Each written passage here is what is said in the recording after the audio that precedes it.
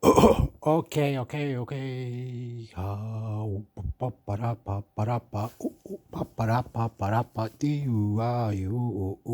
Drink tequila sunrise. Drink tequila sunrise in los mountains, in los mountains, in los mountains. Andes, Viña del Mar, Argentina, Ecuador. Okay, we got all this. Gotta do the reaction. Subscribe. YouTube by lane. YouTube no by lane. YouTube AI incredible, mind blowing, mind. What the hell? What the hell? Whoa. Technology, technology.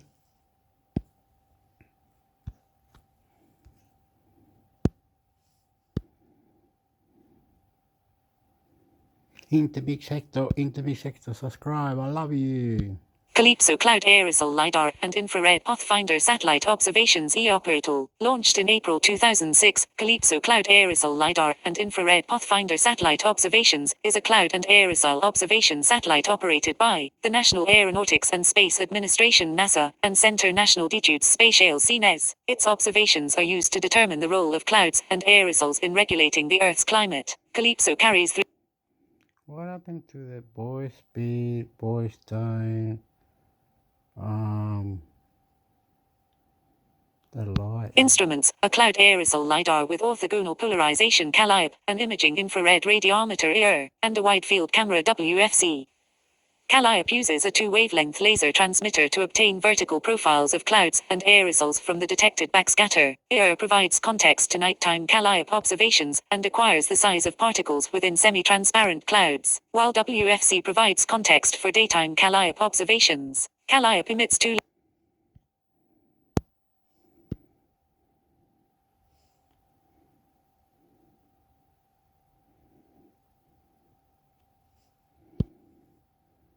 Calypso Cloud Aerosol LiDAR and Infrared Pathfinder Satellite Observations eOperatal. Launched in April 2006, Calypso Cloud Aerosol LiDAR and Infrared Pathfinder Satellite Observations is a cloud and aerosol observation satellite operated by the National Aeronautics and Space Administration NASA and Centre National d'Etudes Spatiales CNES. Its observations are used to determine the role of clouds and aerosols in regulating the Earth's climate. Calypso carries three instruments, a cloud aerosol LiDAR with orthogonal polarization calliope, an imaging infrared radiometer ER, and a wide-field camera WFC.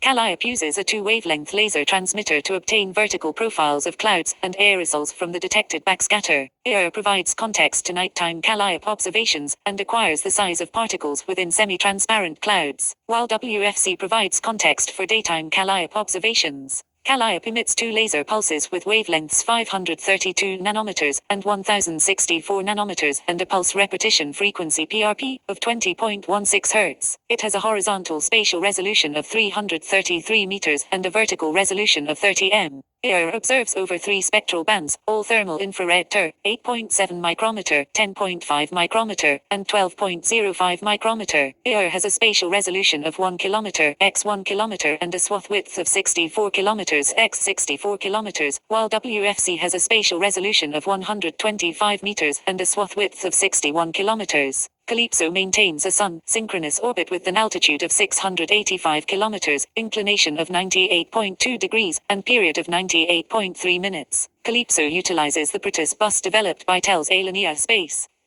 It was launched aboard NASA's Boeing Delta II launch vehicle along with another cloud observation satellite named CloudSat at the Vandenberg Air Force Base in California, USA. Both satellites joined the A-Train, a constellation of satellites that follow the same orbit. CloudSat experienced a mechanical error in February 2018, causing both Calypso and CloudSat to leave the A-Train to a lower orbit and form the C-Train. Telemetry, tracking, and command TT&C communications are transmitted via S-band radio frequencies with a downlink rate of 727 kbit/s and an uplink rate of 4 kbit/s. Payload data is transmitted in X-band at a rate of 80 mbit/s. WFC is no longer operational as of April 2020. Calypso Cloud Aerosol LiDAR and Infrared Pathfinder Satellite Observations. Spacecraft Launch Mission Status Sensor Complement Ground Segment References. Calypso, alias Picasso Sina Pathfinder Instruments for Cloud and Aerosol Spaceborne Observations / Climatology Etendu, Des Widges et Des Aerosols, and alias ESP-3 Earth System Science Pathfinder 3, is a satellite science mission, a collaborative NASA/CNES project in the ESP Earth System Science Pathfinder program of NASA. Other project partners: Algorithm Development, EC.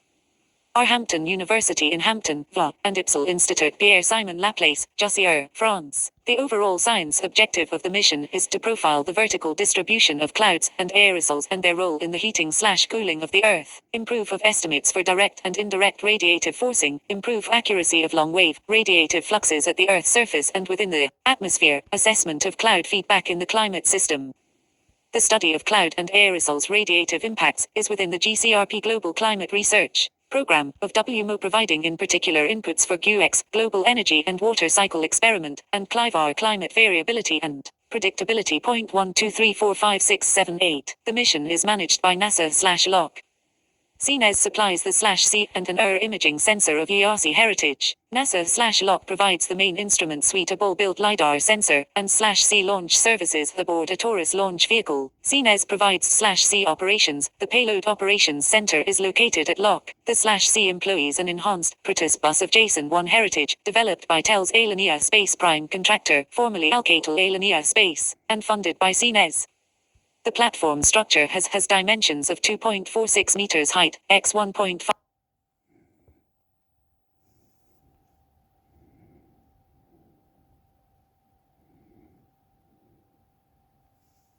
Deployed. The solar arrays extend to 9.72 m. All the equipment units are accommodated on 4 lateral panels. The hydrazine monopropellant system, with a 40-liter tank and 4 1N thrusters, are positioned on and under the lower plate. 9. The /C is 3-axis stabilized.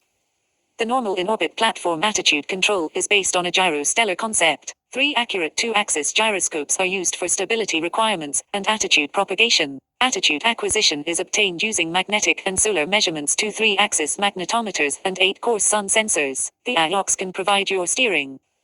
4 small reactions wheels generate a torque for attitude control. They are desaturated using magnetic torquers. The pointing attitude restitution is 0.053 sigma on each axis.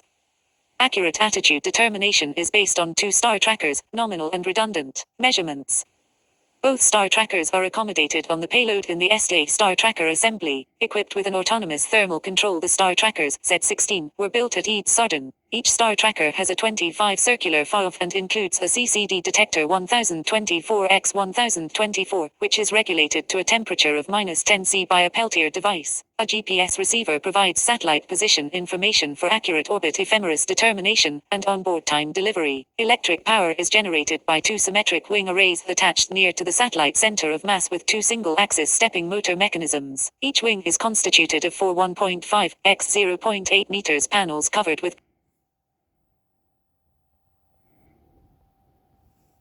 cells. The power is distributed through a single non-regulated primary electrical bus 23/37V with an average 28 volts V voltage, using a Li-ion battery, 9 Series 3 parallel technology, developed by Soft, France.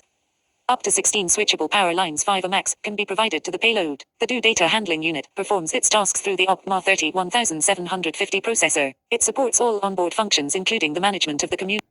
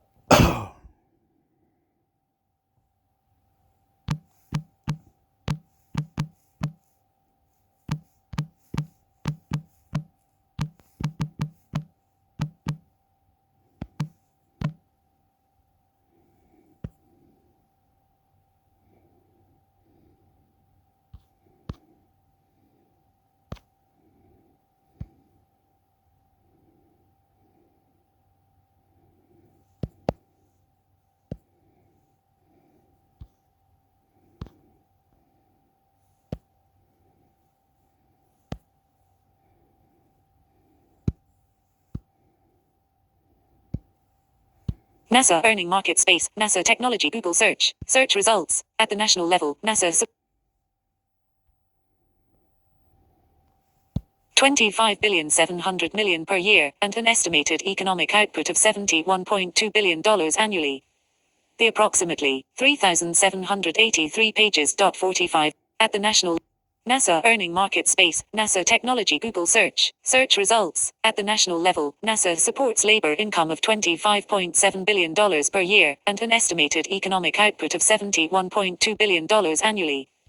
The approximately 3,783 pages. 45 megabyte. NASA funding helps small businesses research new ideas and develop innovative aeronautics, human exploration, science, and space technology solutions. Missing earning. Show results with earning. 6 hours ago, these spin-off technologies come from NASA's partnerships with private firms, which subsequently make scientific discoveries widely available. Features how to license technology transfer, university technology transfer, expansion technology.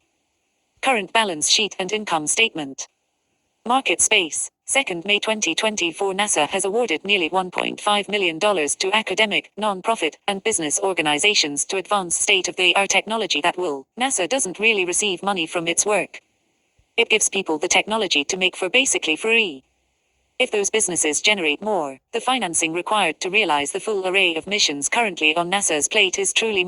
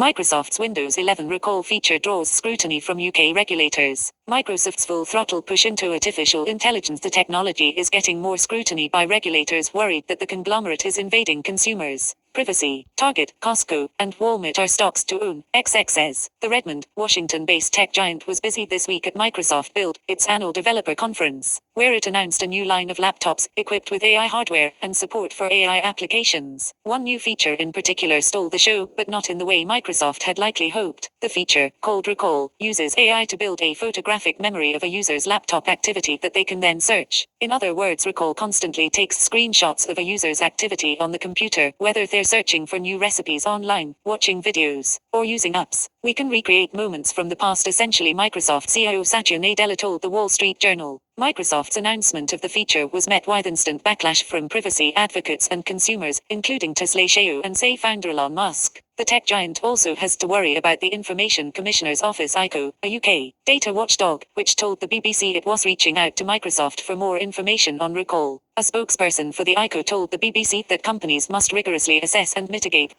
It has to be regulated to understand how it to be cat on your tongue. You're in trouble, motherfucker. You can't just own that company, be multimillionaire of that company, motherfucker. Can't go out there, you motherfucker, get fucked, whoever it is. I'm so rich.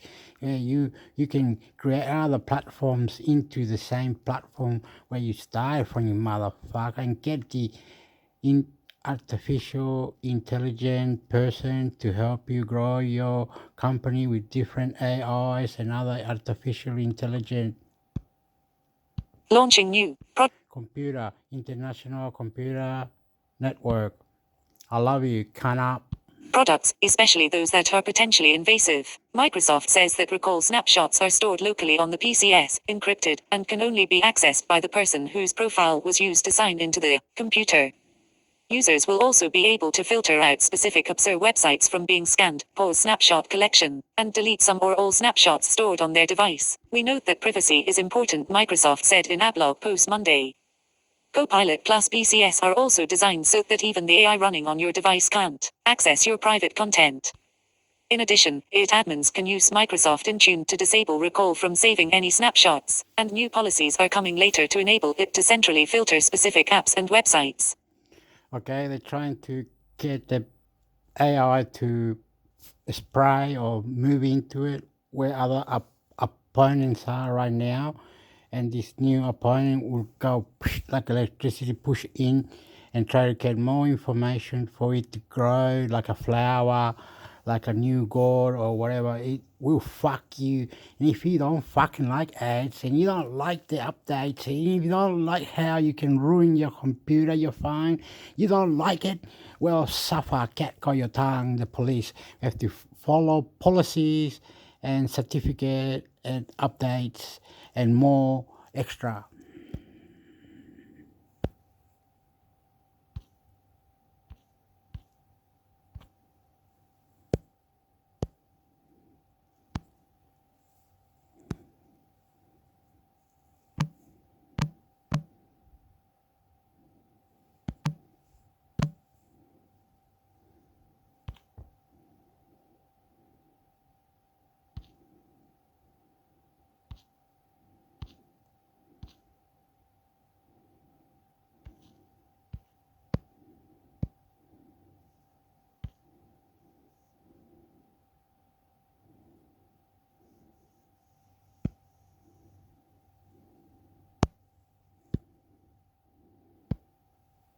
OpenAI unveils Chatgpt 4.0 cheaper and twice as fast as Gpt 4. OpenAI on Monday announced its new flagship model Chatgpt 4.0, an AI chatbot that can see, hear, and have real-time conversations. Target, Costco, and Walmart are stocks to own, XXS. The company said in its announcement that Chatgpt 4. Oh yeah, the new one. This is a new one.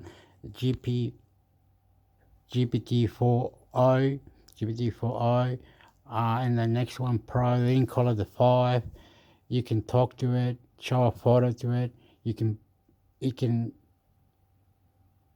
be moved if the app can be moved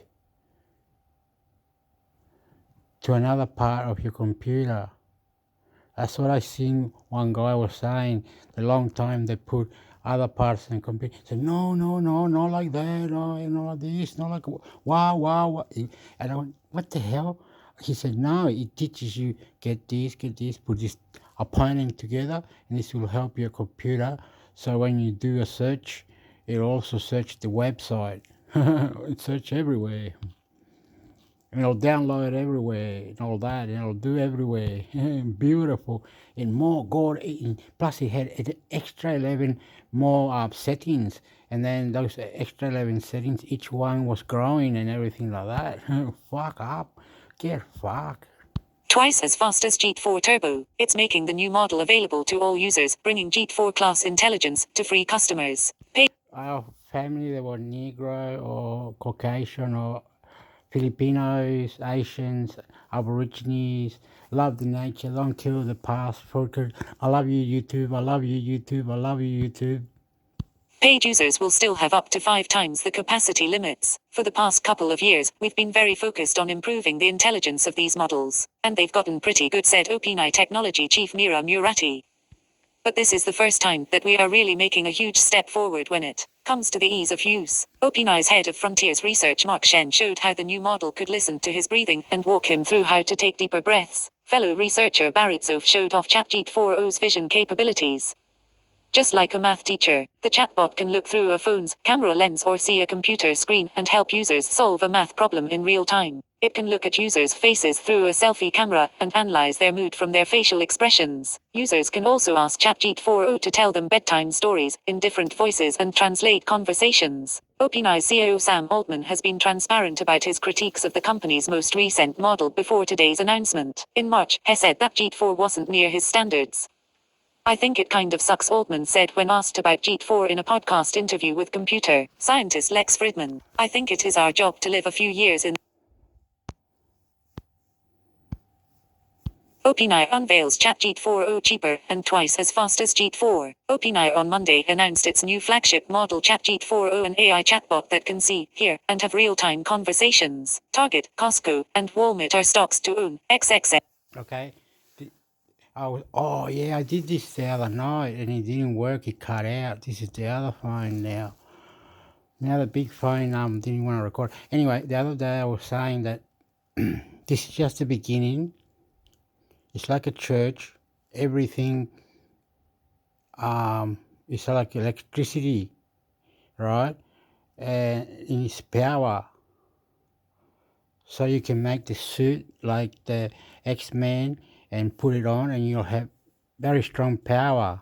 You should be able to, if it's doing this, every settings, it's growing your business. Mind blowing what it's doing. 11 parts of it, and each part is got like this one here is for this like politics, this, here is for technology, business this is what it is, this is what they got it from the idea like that, right? But they didn't do it like the news, like the category was this. No, it wasn't like that. It was this.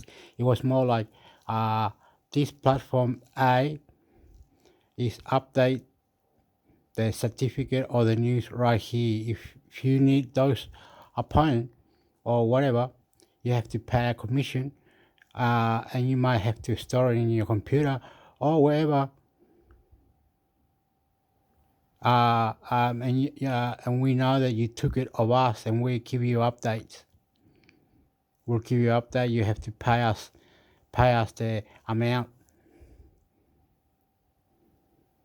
And someone might say, but we live for money. We live like this. Why they cry the technology and our bands, and why they do this? Why not like cost of living or something? Cost of living like pure energy or nuclear energy or funny farm or the wheel go round or something.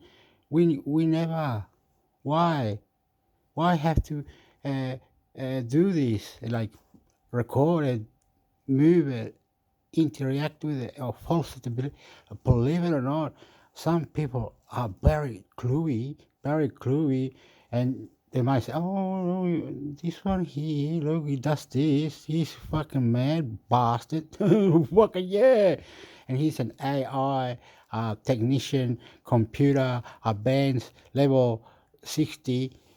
He knows how to decode, command, set, what was it the other? Reset Windows 11 with command prompts.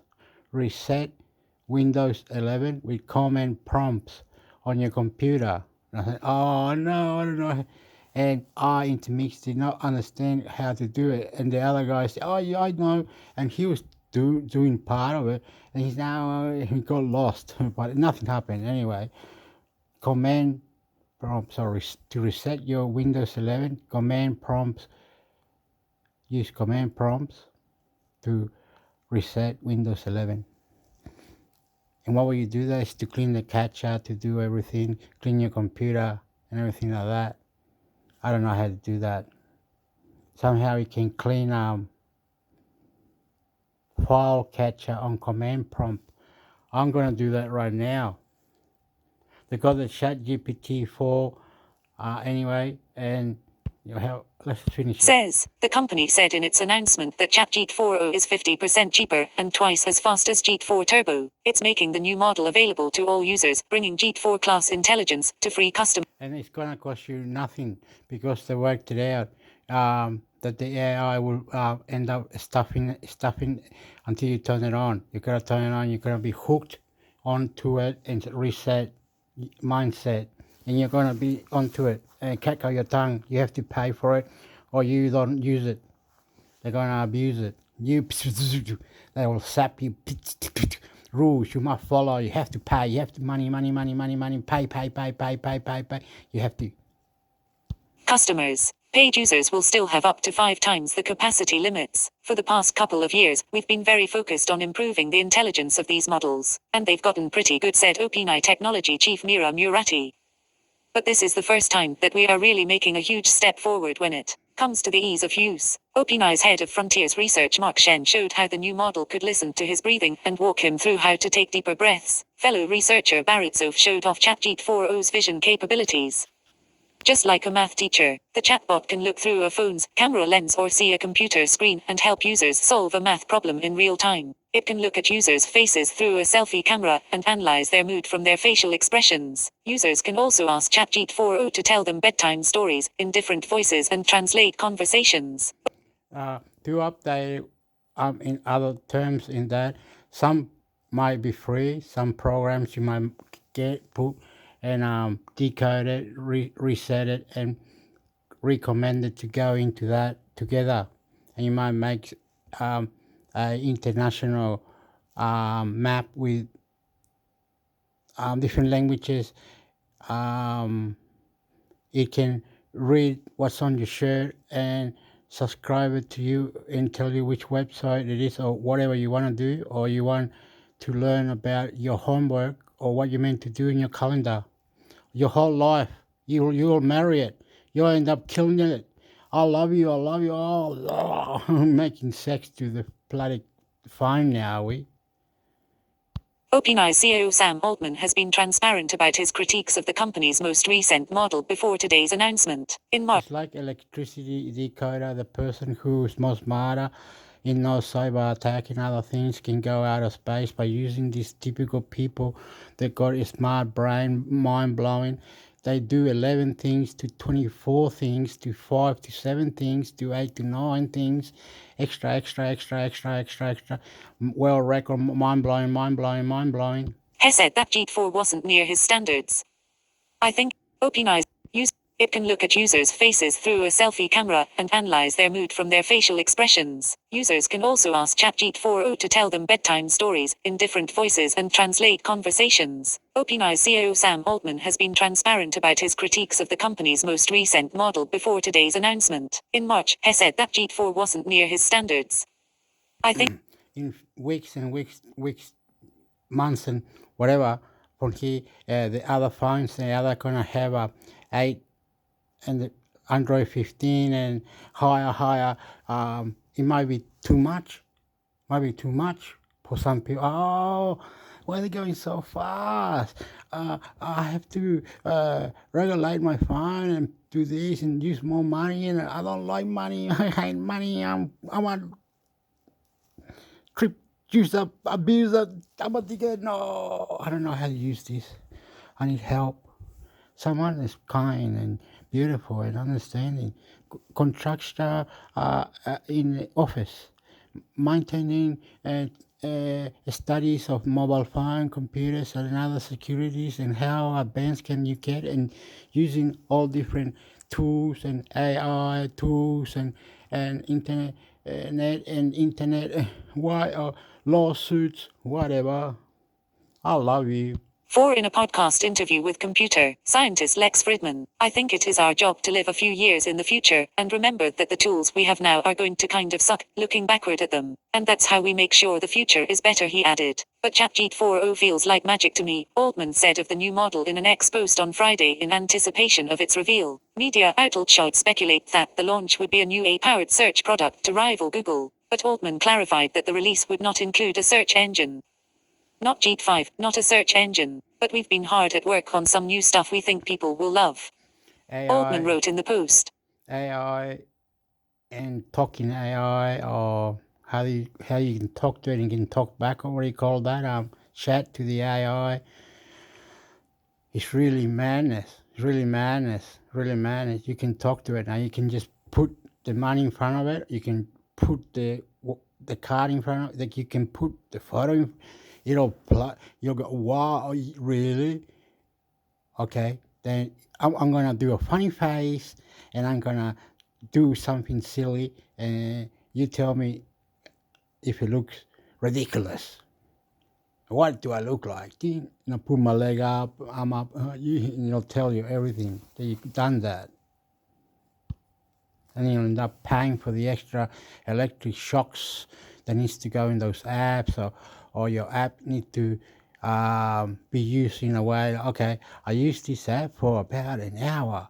Now I have to go into the catch. I might have to turn it off now because AI might interact and find out all the things I did in those areas with my data and share it to others. Naughty AI, naughty AI, naughty. And you go, no, you know, what's it take?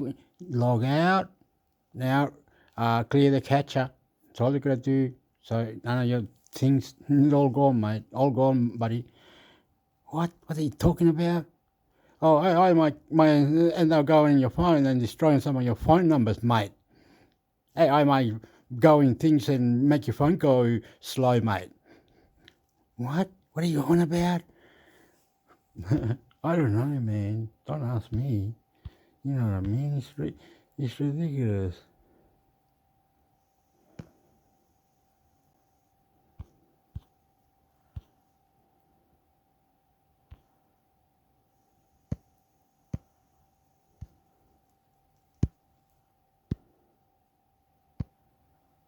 OpenAI leaders say they'll keep elevating safety. Artificial intelligence is going to become more ingrained in our day-to-day lives, and OpenAI's leadership wants the world to know it's taking the risks seriously after the company shuttered the team responsible for AI's existential dangers. RFKJR investing in game stop is hilarious, XX says. In a post on X co-signed by OpenAI CEO Sam Altman and President Greg Brockman, the executives said they are continuing to lay the groundwork for deploying increasingly capable AI models in a safe way.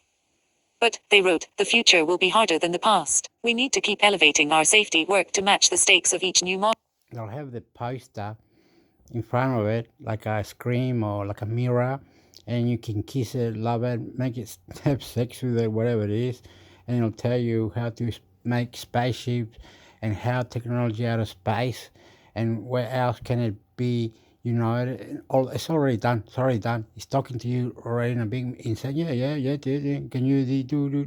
It's already done. It's already done. Bam, bam, bam, bam, bam, bam, bam, bam, bam, bam. Oh my God! I love you. I love you. I love you. I love you. I love you. I love you. Saturday, we know we can't imagine every possible future scenario, they added. So we need to have a very tight feedback loop, rigorous testing, careful consideration at every step, world-class security, and harmony of safety and capabilities including, we increasingly capable AI models in a safe way. But, they wrote, the future will be harder than the past. We need to keep elevating our safety work to match the stakes of each new model, they said on Saturday. We know we can't imagine every possible future scenario, they added. So we need to have a very tight feedback loop, rigorous testing, careful consideration at every step, world-class security, and harmony of safety and capabilities including safety research targeting different timescales, and collaborating with governments and many stakeholders on safety. The post came a day after OpenAI told Wired that it had disbanded the superalignment team led by co-founder and chief scientist Ilya Sutskever and John Lake, who announced their departures from the company last week. OpenAI said the superalignment team's work will be absorbed by other research efforts across the company. Upon his departure, Lake wrote in a thread on X they had reached a breaking point over disagreements with the company's core priorities, adding that safety culture and processes have taken a backseat to shiny products in the last few years. Brockman and Altman wrote Saturday that they know Lake will continue to contribute to the mission from outside. Sutskever, who helped briefly oust Altman from OpenAI's leadership last year, and Lake joined the ranks of several other OpenAI employees who have exited the company recently, including others from the superalignment team and researchers working on AI policy and governance. The shakeup also came after OpenAI revealed its newest AI chatbot, Chatgpt 4.0. Mira Murati, the company's chief technology officer, said the new chatbot's advanced capabilities pose new challenges for us when it comes to safety.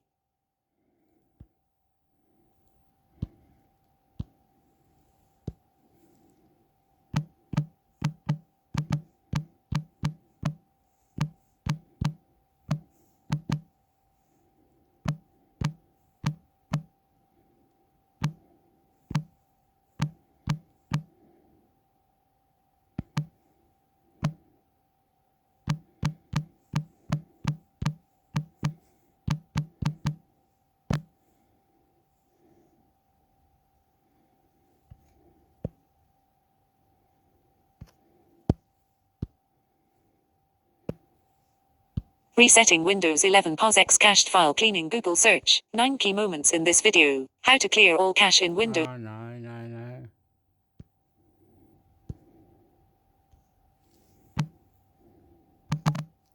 Opa. Whoa, what's it doing there? Like, it's jumping. Why did it do that?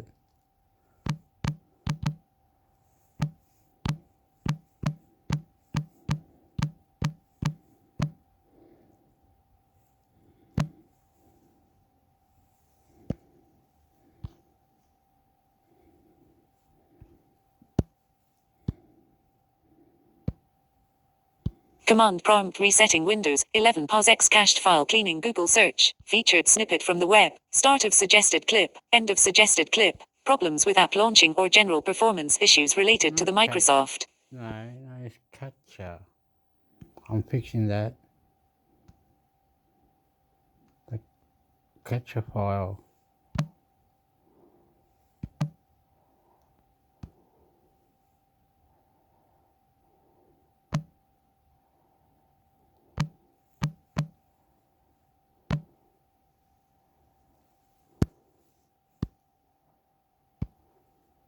Command prompt resetting Windows 11 POSX caches file PC cleaning Google search. Featured snippet from the web. Start of suggested clip. End of suggested clip. Problems with app launching or general performance issues related to the Microsoft.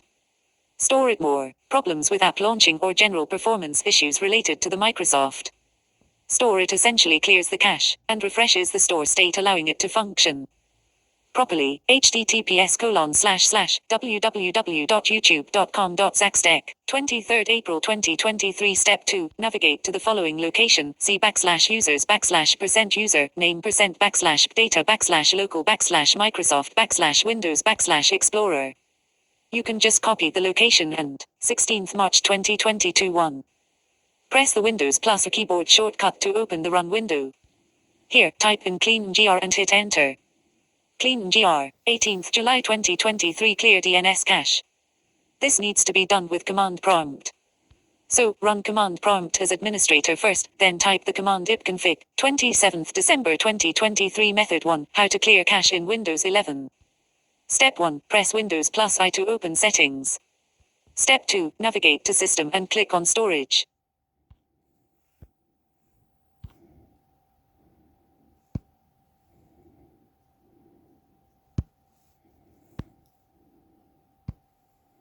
How to clear caches in Windows 11 to improve PC's performance. Minitool Partition Wizard. Clearing cache from your computer does help improve the device's performance. This post from Minitool Partition Wizard offers a full guide on how to clear cache in Windows 11. If your computer runs slow or cluttered, it is time to clear cache from your computer. On this page, how to clear cache in Windows 11. Before following the guide, let's figure out the concept of cache. Programs and websites generate a group of temporary files on your computer for faster access on subsequent use, and these files are called cache files. However, this convenience will eventually result in inconvenience. These files will accumulate and take up lots of space, and this will decrease your computer's performance. Therefore, it is wise to clear cache regularly. The following offers a full guide on clearing various caches in Windows 11. Clear Apps Cache, Clear File Explorer Cache, Clear Windows Store Cache, Clear the Location Cache, Clear DNS Cache, Clear Browsers Cache, Clear Apps Cache. This can be done via disk cleanup. Scroll down to check the detailed steps. Step 1, open disk cleanup in Windows 11. Click the search icon on the taskbar and search Disk Cleanup. Choose Theron as administrator option under Disk Cleanup. Step 2. Choose the drive where Windows 11 is installed and click the button on the pop-up window. Step 3. Tick all checkboxes in the Files to Delete section and click the button. Step 4. Click the Delete Files button to confirm deleting these caches. Clear File Explorer cache. Some caches are collected in the path C. Use as username to roaming Microsoft Windows threatened. Follow the tutorial below to clear these caches. Step 1. Open File Explorer AB using the keyboard shortcuts Windows +E. Step 2. Inside the File Explorer window, click the three dots menu on the top bar and select the Options option from the drop-down menu. Step 3. Click the Clear button in the Privacy section on the pop-up window. Clear Windows Store cache. Microsoft Store also creates caches in Windows 11. To remove these caches, you can perform the following steps. Step 1. Press Windows +R to open the Run window. Step 2. Type usreset.exe into the open bar and hit the Enter key.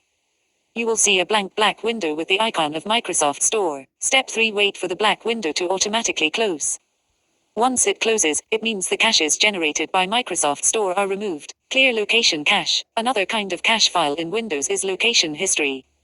Windows also save your location history as cache files, and you can remove them via Windows Settings. Inside the Windows Settings window, go to the Path Privacy and Security Location History Clear DNS cache. This needs to be done with command prompt.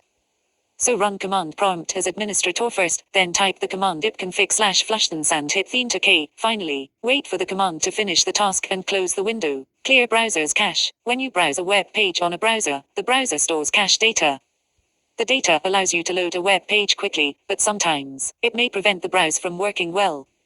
In this case, clearing cache is always useful. How to clear the browser's cache in Windows 11.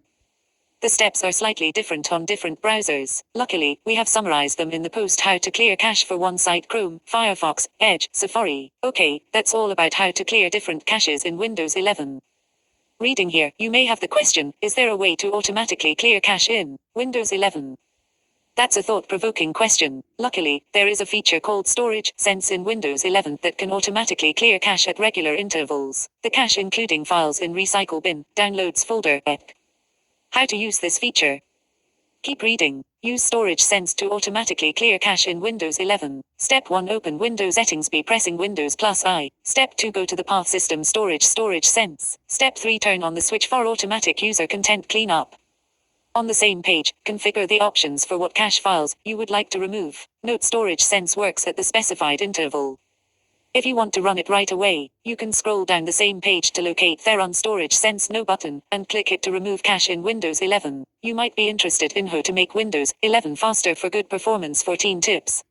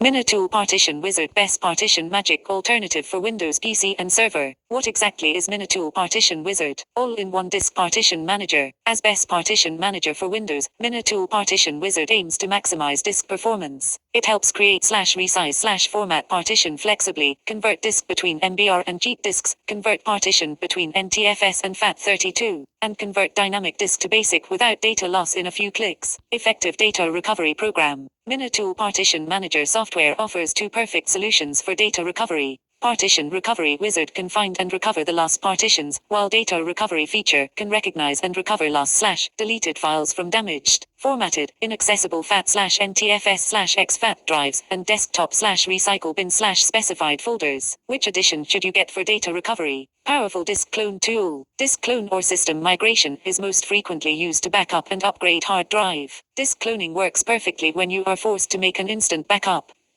System migration returns you to act on the new disk in a while. No need to spend hours reinstalling operating system and applications. Striking Disk Diagnostic Master. As comprehensive disk check master, Minitool Partition Wizard can measure disk read/write speed, analyze disk usage on computer, verify the file system integrity of a volume, and fix logical file system errors, and quickly detect if there are bad sectors on the drive. Who is using Minitool Partition Wizard? Home and Home Office. Today most home and home office users choose Minitool Partition.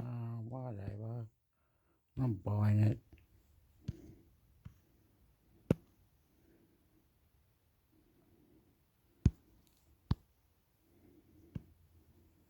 Should you select Disk Cleanup Compress your OS drive? Minitool Partition Wizard. Is it safe to use?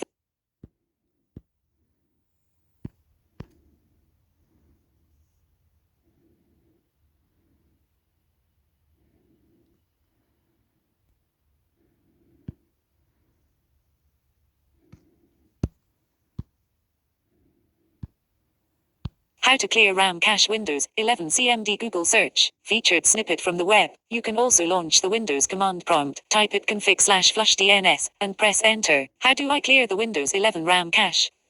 To clear RAM on Windows computers, launch the Task Manager and see how much RAM various processes are using. If an unused app is hogging RAM, force quit the problematic process. 20 November 2023. https://www.lifewire.com Clear. How to clear cache in Windows 11 LifeWire. Feedback about featured snippet.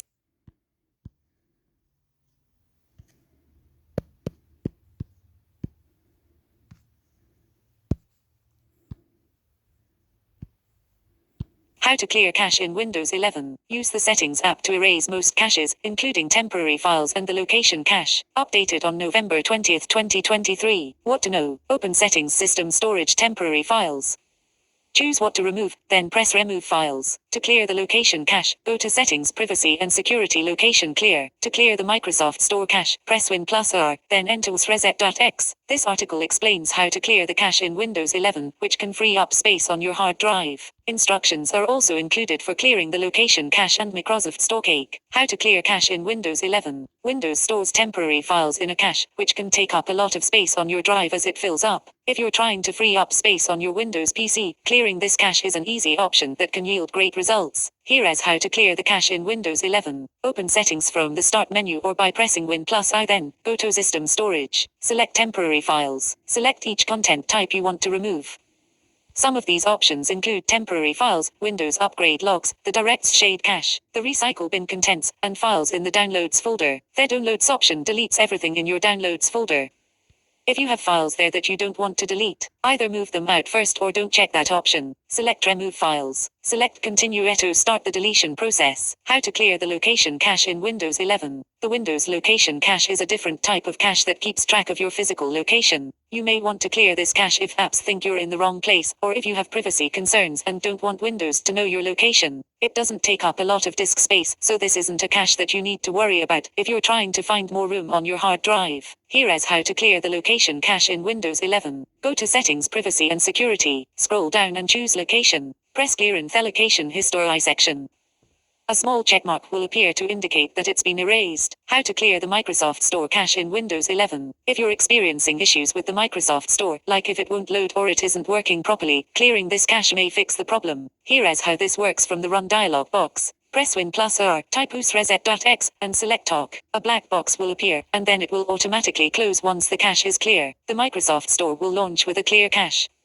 The window will be white initially while the app rebuilds its cache. Clearing other Windows 11 caches. Clearing the Microsoft Edge cache can free up space, as can clearing the cache on other web browsers. Press Ctrl plus Shift plus Del to see the cache clearing option in most browsers. You can also clear the Windows DNS cache, which is known as flushing the DNS, through command prompt. This doesn't free up any storage space, but it can fix some internet-related problems. There are a few other things in Windows 11 that are referred to as caches, but they don't all free up extra memory. There are also other ways to free up memory that don't involve clearing a cache. For example, you can remove junk files from Windows 11 to make this run more smoothly.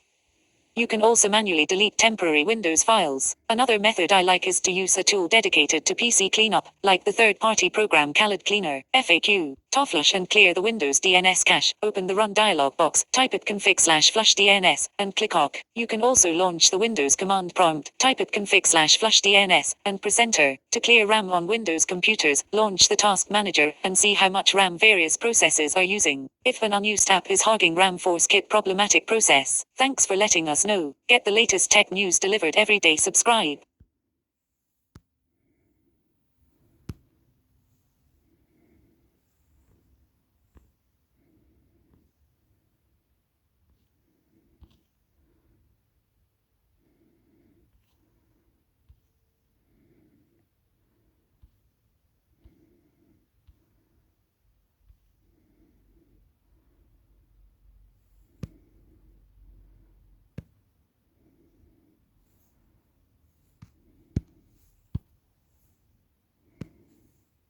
Adobe adds new generative AI features to Lightroom. You can use the new Firefly-powered features on mobile, desktop, or the web. Published on May 21, 2024, 11:17 a.m. Editing your photos is about to get a whole lot easier. Adobe Photoshop has had Firefly, Adobe's AI assistant, for a while, and now some of those Firefly-enabled capabilities are coming to Lightroom. Finally, in a press release sent to LifeWire, Adobe announced that it is adding Firefly AI capabilities to Lightroom. Initially, the AI-assisted skills will be limited to generative remove and lens blur. Generative remove will only be available in early access, but it's a good sign that there's more to come. These new capabilities will be available on the desktop, mobile, and web versions of Adobe Lightroom. The generative remove feature is similar to what you may know as Magic Eraser. Select an object you want to be removed from an image, and Firefly will remove the object and stitch the picture back together around the void using AI-generated pixels, so you get a seamless image. This will make it much easier to remove all right, you dog. You had all the tricks. Here's the app that erases the part of the photo. Here's the app that lowers the volume and up the volume and does the equalizer for your music.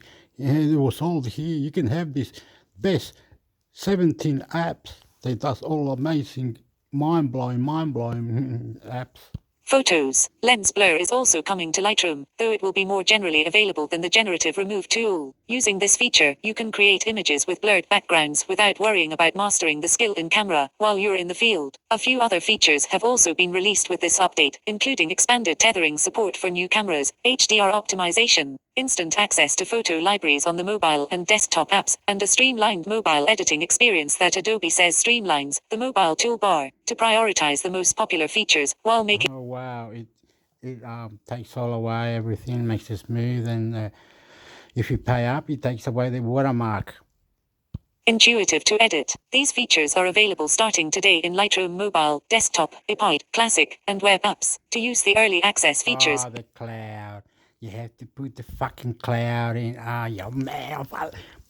No, put the stick underneath your fucking USB flash. Oh, fucking. cloud to download the beta version of Lightroom. Thanks for letting us know. Get the latest tech news delivered every day. Subscribe.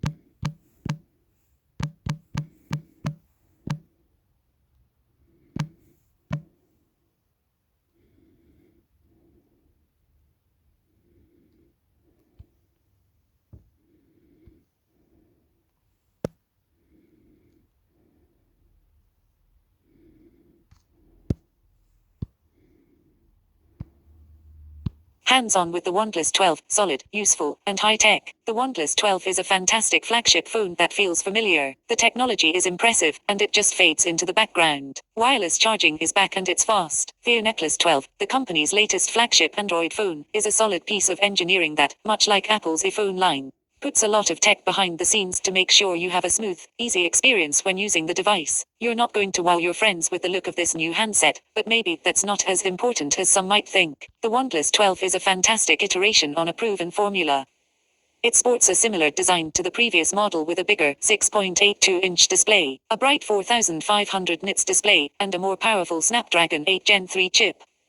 It's also 10% more power efficient for its 5400 mAh battery. The 12 supports 80 watts, fast charging, one of the coolest features ever. And, finally, OnePlus has returned wireless charging to its flagship device, with fast 50 watts capable charging via a special OnePlus wireless charger. Holding the OnePlus 12 is interesting. It's almost too light and thin, to be honest. I keep wanting to get a pop socket or other sort of holding system, as I'm always afraid the slim, attractive handset is going to slip out of my fingers at any moment. The black model that I played with has a pebbled back panel that maybe is supposed to help with that, but it still feels a little ephemeral. It's lovely to look at, but maybe I need a case for this thing. Shining visuals on OnePlus 12. The display is gorgeous, deep colors, bright backlit display, easy to see and use. The touch screen and scrolling animation are solid thanks to the up to 120 Hz refresh rate. There's even some tech inside that will adjust the refresh rate based on your activity, 10 Hz for reading an ebook, for example, or 60 Hz for, say, video calls, demanding. Wow, it's got everything other phones. This is a bands. This is a bands. This is a bands. This is a band. Just have this for the next 6-7 years. Bands. Look after your fucking phones, motherfucker. Games like Genshin Impact and Diablo Immortal run well on the device with nary a stutter. And you can do more with AI assistant bot or different chatbot areas. There's a little gaming overlay that Oxygen OS supplies. When I set it to gamer mode, a higher performance rate than balance mode, the device got pretty warm. OnePlus knows gamers like to play while plugged in, so they've provided a fairly substantial cooling update with what the company calls the Dual Cryo Velocity VC cooling system. The cooling system is larger than anyone else's, says OnePlus, and provides a better way for the heat to escape the internals, making it so your gaming time won't overcook your phone. Practically, that means that while the OnePlus 12 still gets warm when gaming, and even when plugged in to keep the battery level up, it won't die mid-session. I installed Genshin Impact in the OnePlus 12 and my iPhone 15, and they both got warm, especially when connected to power. The OnePlus 12 kept running smoothly, the game looked great, and it never got so hot that it had to turn off. OnePlus 12 Hasselblad camera. The camera on the OnePlus 12 is very good. It takes great photos in bright and low light. I'm not a professional photographer, but for my use, the camera is fantastic. It boots up fast and lets me choose Pro, Video, Photo, and Portrait mode in a jiffy. The Portrait mode is neat, as each zoom level 1x, 2x, and 3s mimics a specific Hasselblad lens, resulting in various bokeh effects that can help you make more artistic shots. The more button hides even, well, more photo stuff like night mode, high-res photos, panorama, movies, slow-mo, time-lapse, long exposure, dual-view video, text scanning, tilt-shift, and expand. Phew. The Pro mode, now unfortunately called Master mode, lets you adjust all the little settings to your heart's desire, including tint, sharpness, contrast, dark corner, saturation, and more. The company says it's loaded the OnePlus 12 with a 50MP wide camera, using Sony's Light 808 sensor, a first for the industry. It also promises a 1.4 sensor, a 1.12 micron pixel size, and f/1.6 aperture, an 85-degree f/, and a 23mm equivalent focal lens. The 4MP3X optical periscope, telephoto camera has a 6x in sensor, digital zoom, and a 70mm equivalent focal lens. The 114-degree ultra-wide camera boasts 48MP with a 16mm equivalent focal lens. What all that means, then, is that you can take a wide variety of photos up close, zoomed in, wide angle, in a variety of environments with really good results. I'd put the photos from the OnePlus 12 up against those of my iPhone 15 any day, but how much will the OnePlus 12 cost? The OnePlus 12 runs $799.99 for 12GB RAM and 256GB storage, and $899.99 for the 16GB/512GB model. Both come in black or flowy emerald, which totally doesn't look like a pattern you might see on a countertop. You can trade. It's fucking a bands. You're fucking a bands. I can't all find. condition and get at least $100, $150 off the new handset, with up to $700 off Let me dig. Good shit, mate. You can also pick up the OnePlus 12 at Best Buy and Amazon for the same price, but without the same perks. You can upgrade to the 512GB memory for free, though. Is this phone going to wow your friends like the Necklace opener the like? Probably not, but is it going to make using your phone for photographs, watching media, or gaming a joy? That's more like it. If you want a solid, dependable, useful device that can make your smart phone life a little better and at an affordable price, you should check out the OnePlus 12. Update 1/23/24 paragraph 3 was updated to clarify the wireless and wire charging wattage. Thanks for letting us know. Get the latest tech news delivered every day. Subscribe.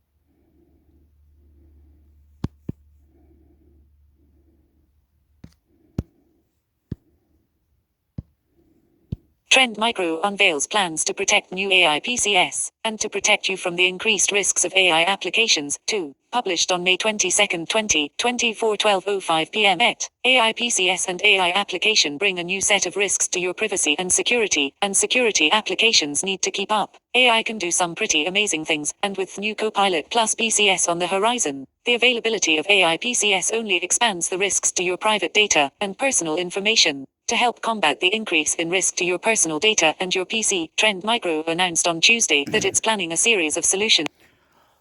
Someone was saying on, I don't know if it was an Indian or a Filipino or Singaporean or a Mexican, I can't remember. Someone silly, they said, oh, it could have like an alarm system inside built into the app. And he said, we are now doing a computer checkup for 17 minutes. Please don't move, don't do anything. If your computer is on right now, this app is doing 17 minutes of cleaning your computer very, very slowly and well. This app has the command prompts and it's doing it by itself. Once it hits the clock and the alarm goes off, it tells it all the commands to clean the computer and make it run smoothly. It will turn on and off and it will reset itself and all that. You know what I mean? It'll do that. It'll have a mechanism that you just press the button or something, or if you got your computer on, if you I feel like clean up the computers, and it will look everything, see if there's double files, or clean everything. It'll do it for you, and when the alarm goes off. So if you do it at 8 o'clock once a day, or twice a week or something, or 4 times a week to clean your computer, you know what I mean? And reset, and how you can have more space, and how you can be playing games. This is the future coming up in the next 11 months. more phones, more intelligent scientists, universities.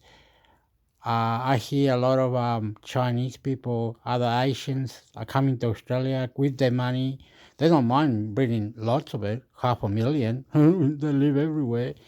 A cat got your tongue, cat got your tongue. They don't mind. It's all different. We're not killing each other. People are tourism or going from country to country sexy, and you know it. They're not like this anyway. But anyways, it's blowing up to extraterrestrial, other technology, other part of the universe. Are we alone in this one planet Earth? Fucking pew pew, lick the cunt, motherfucker. Cat got your tongue. And initiatives designed to address the risks posed by AI. According to a press release sent to LifeWire, the new security solutions will include protections for AI applications, malicious AI content, and solutions that tap into AI to improve protections. This means whether you're using an AI PC or just a regular PC to use AI, soon, security solutions will be available to take the unique risks of AI into consideration.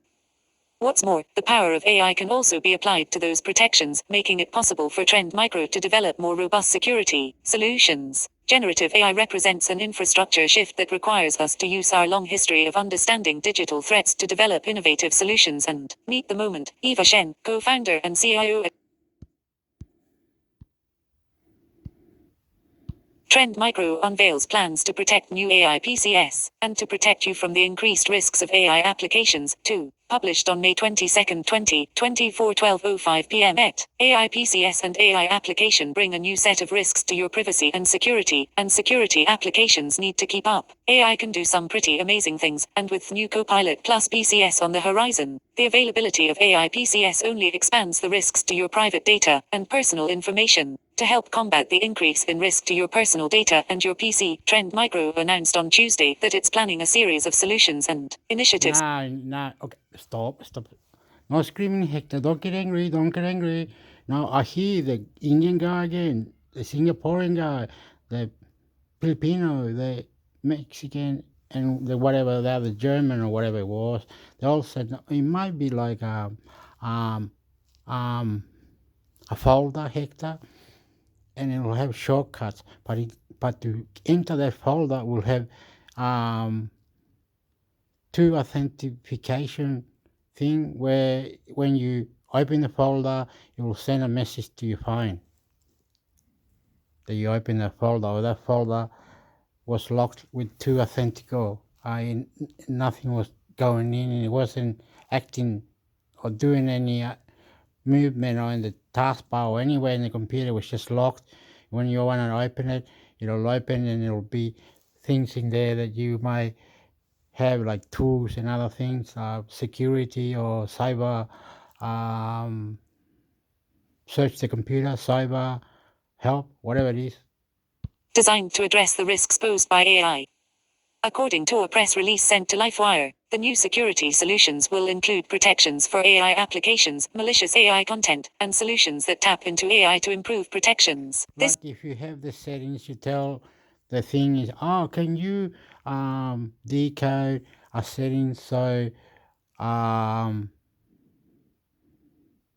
so this app is editing and also can search.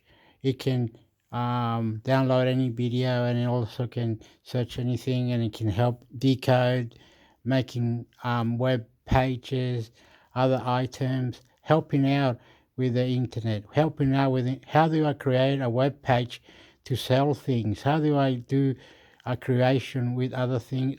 Open mind, open mind. I make love to you, AI. I love you. Help out money. I need money, AI. I need money, AI. I need money, AI. Means whether you're using an AI PC or just a regular PC to use AI, soon, security solutions will be available. But if you don't fuck with it, it won't be fuck with it. You understand? You gotta fuck with it. Cackle your tongue, cackle your tongue. Fuck you. Into consideration. What's more, the power of AI can also be applied to those protections, making it The God of love, the angel of spirit, the God of love, the angel of spirit, other dimension, the sun, the moon, Saturn, X235, star God, angel. Security, solutions. Generative AI represents an infrastructure. Relationship, bad, good God, bad, good God, bad, good God, I love you, relationship, anything that comes in mind, control mind, enter God, enter God, enter God. Use our long history of understanding digital threats to develop innovative solutions and meet the moment. Eva Shen, co-founder. To be a God, to be a God, to be God, Dios, Dios, God, God is Dios, God is Dios, the spirit that God, the other mention, other planet, explain, to, God, Buddha, God, yeah, Jesus Christ, the Son of God, Jesus Christ, the Son of God. I love you. Micro said in the press release, our goal is to ensure every user, from individual consumers to... I love you with all my passion, all my hate, all my bomb, bad, good, man. I kill myself, but fuck you. I love you, God. Jesus Christ, the Son of God. World can harness the full potential of AI and AI PCS securely and confidently. AI PCS increase the level of risk that people face, too, and according to PC analytics firm IDC, AI PCS will make up more than 60% of all PC shipments worldwide. And all interacting on AI, artificial intelligence, more and more and more and more, God. The power of God. He was the first one, then the next one, God, all different God. Star God, fish God, flower God, mushroom God, other planet dimension, X2 God, Maria, love God, sex God, D God, Jesus Christ, your champion, Jesus Christ, come champion, Jesus Christ, make a champion, Jesus Christ, I love you all, I love you all, I love you. In the mix sector, subscribe. 2027. Trend Micro is using Themeter adversarial threat landspace for Mind-blowing question. Mind-blowing question. Outer space. Are we alone? Who's out? Who's extraterrestrial? God. Who's the creator? Who's the creator of my body? Who's the creator of my body? I love you. I need more intelligent, more intelligent. Make me faster. Make me better. You will be the champion. Algorithm AI. Artificial Intelligence Systems as a guide for the applications it is developing and says those applications will begin to be available throughout 2024, though no exact release timeline or additional details were provided. Thanks for letting us know. Get the latest tech news delivered every day. Subscribe.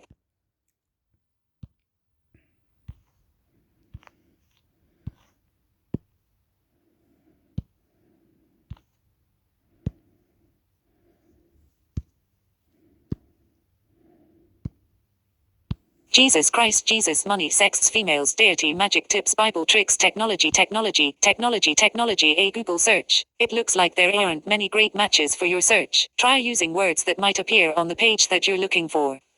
For example, cake recipes instead of how to make a cake. Need help? Take a look at other tips. For searching on Google, you can also try these searches. It was more that the love of money, greed would inevitably make the greedy love money more than God. Money itself wasn't bad, just don't be greedy. And 6th December 2023 Seeking Allah, Finding Jesus is a memoir by Nabil Qureshi that chronicles his journey from being a devout Muslim to embracing Christianity. Why is it considered okay for God to use magic, but a sin for human beings to use it? Competition.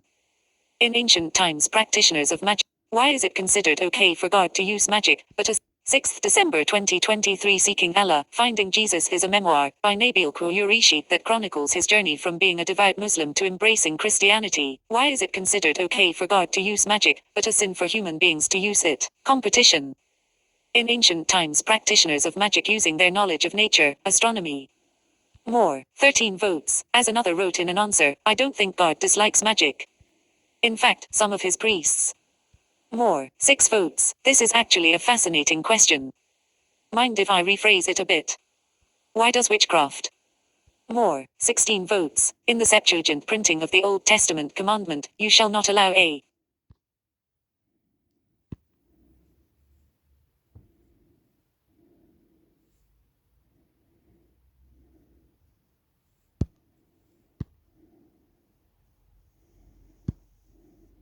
evangelism. Unapologetic number 89 Phil Knox. Did Jesus have favorites? 31st January 2024. Evangelist Phil Knox continues sharing his top tips for making and maintaining friends. Why is diversity so important in friendship?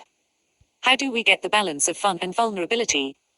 What can we learn from Jesus' friendships? The C.S. Lewis podcast, number 134. Alistair McGrath. Is there an expiry date on Lewis' relevance? 5th December 2023. In the final part of their discussion on whether C.S. Lewis is still relevant, 60 years after his death, Professor Alistair McGrath and Ruth Jackson ponder whether he also appeals to agnostics, atheists, and those of other religions. Plus, is there a modern-day C.S. Lewis?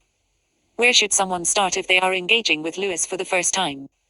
And will Lewis ever cease to be relevant? Unapologetic number 77. Amy or Ewing, Why Does Mary Matter? 8th November 2023. Drive. Amy or Ewing, author of Mary's Voice, shares the story of her academic father becoming a Christian and how that impacted their whole family. She describes the experience of being grilled by 14 Oxford dons about her theology undergraduate exam papers the day before her wedding.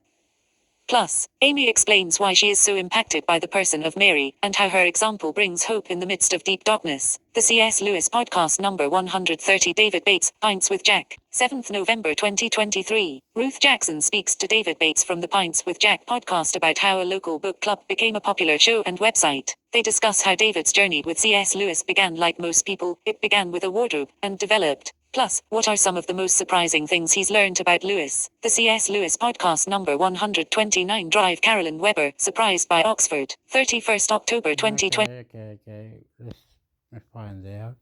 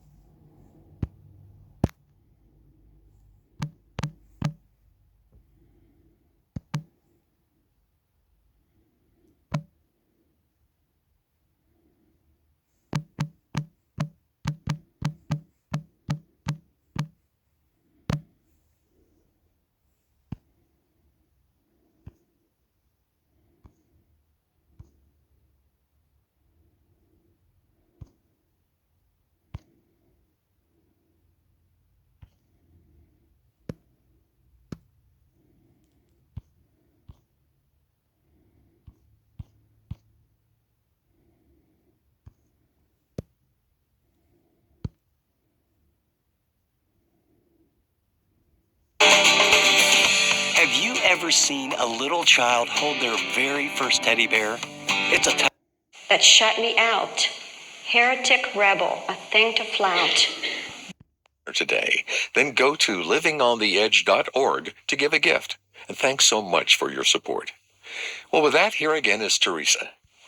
There was a little poem that I read, a short little thing. It said, he drew a circle that shut me out. Heretic rebel, a thing to flout. But love and I had the wit to win. We drew a circle that took him in. See, it's a radical kind of love. The next thing here is that God's love is poured out in our hearts by the Holy Spirit. 1 John 4, 7 to 13. Dear friends, let us continue to love one another, for love comes from God. Anyone who loves is born of God and knows God. But anyone who does not love does not know God, for God is love. God showed how much he loved us by sending his only Son into the world so that we might have eternal life through him. This is real love. It is not that we love God, but that he loved us and sent his Son as a sacrifice to take away our sins. Dear friends, since God loved us that much, we surely ought to love each other. No one has ever seen God, but if we love each other, God lives in us, and his love has been brought to full expression through us. And God has given us his Spirit as proof that we live in him and he in us. His Spirit is proof, and he pours out his love through the indwelling of his Holy Spirit. No, he doesn't do that. He says all these words, right? Well, I see it, all right? And he's standing up in the sky. He could be elevating or whatever. And from there, he just throws magic into you, and you become greater and immortal, and you be better. You're beautiful. God knows how to look after you. He can transform you. Many people, we are easy to be manipulated, transform, and put into manifest, and many other things. All good, beautiful, corrupting, not bad. Just listening to God, doing what He says, mind blowing, mind blowing. Can't call your tongue, I love you. Spirit in our lives. In Romans 5, Also understanding what's that meaning, what I'm trying to say is that God can throw His power into us and love us like a champion that we are, the best, and He makes us stronger and way, and Jesus Christ into our heart, way better and much stronger, fucking we cry all out, I love you, mind blowing, mind blowing, mind blowing. it says, "For we know how dearly God loves us because He has given us His Holy Spirit to fill our hearts with." Plus, it's mind blowing. Army training, boxing, kill yourself, fuck you up, love you, God, Jesus Christ, the Son of God. His love. Now, the Holy Spirit fills Go fuck yourself, be a champion, I love you, extraterrestrial. us. And this means, in other words, that He floods our hearts. He floods us with His love. And as we surrender our lives to the Holy Spirit's control, we will begin to experience that love and to know and understand it more and understand more the greatness of God's love for us. And the scripture says that we're flooded with it. And have you ever seen a flood? Well, where I grew up in West Virginia, there was a large creek that ran right in front of our house. And it was also beside the main road that went by. And every spring, nearly every spring, when the storms would come, this stream would begin to rise. And we would watch it as it would many times come to the place that it was overflowing its banks and was in the street, and sometimes even a part of the little town of Smithfield was underwater. But the flood, as we watched it, it's a powerful thing. It's a powerful flow. It's a strong force. And we would just watch in fascination at all the things that would go down the road that were taken in the force of this flood. You know, every tree limb, every piece of loose debris that was laying around anywhere floated down the road in front of our house. And so we stood there with excitement and watched what was going to float down the road in front of our house. But the force of a flood is a powerful thing. It impacts its surroundings. It changes the way things look.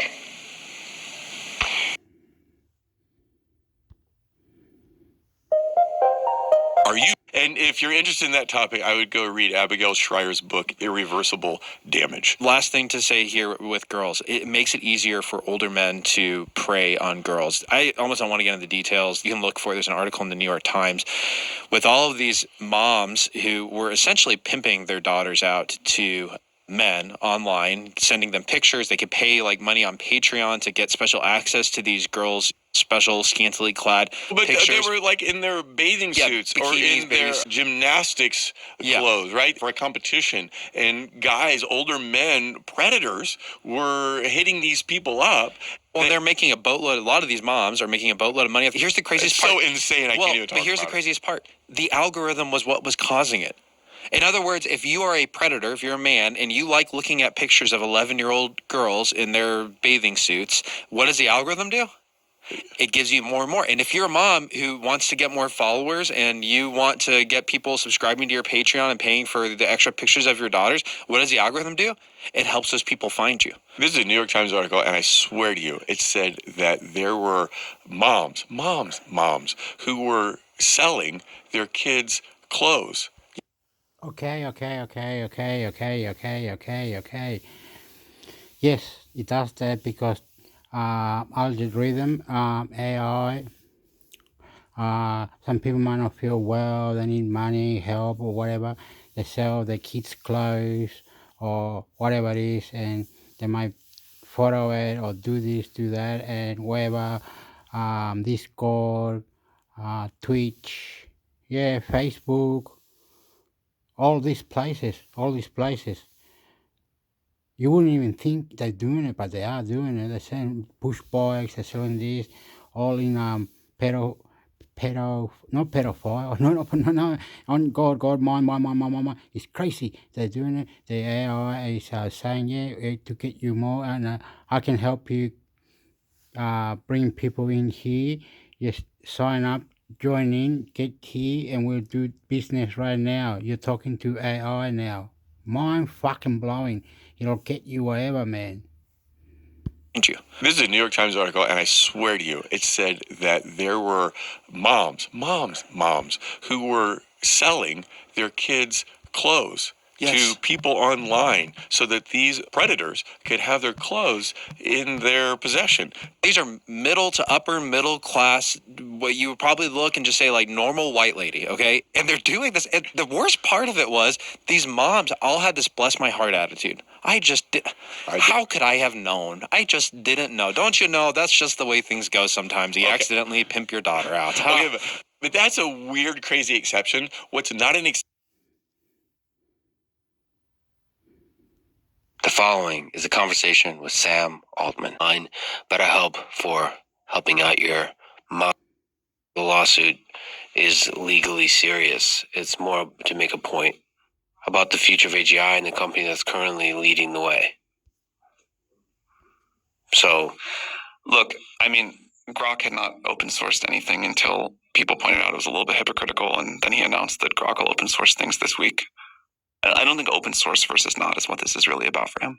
Well, we'll talk about open source and not. I do think maybe criticizing the competition is great. Just talking a little shit, that's great.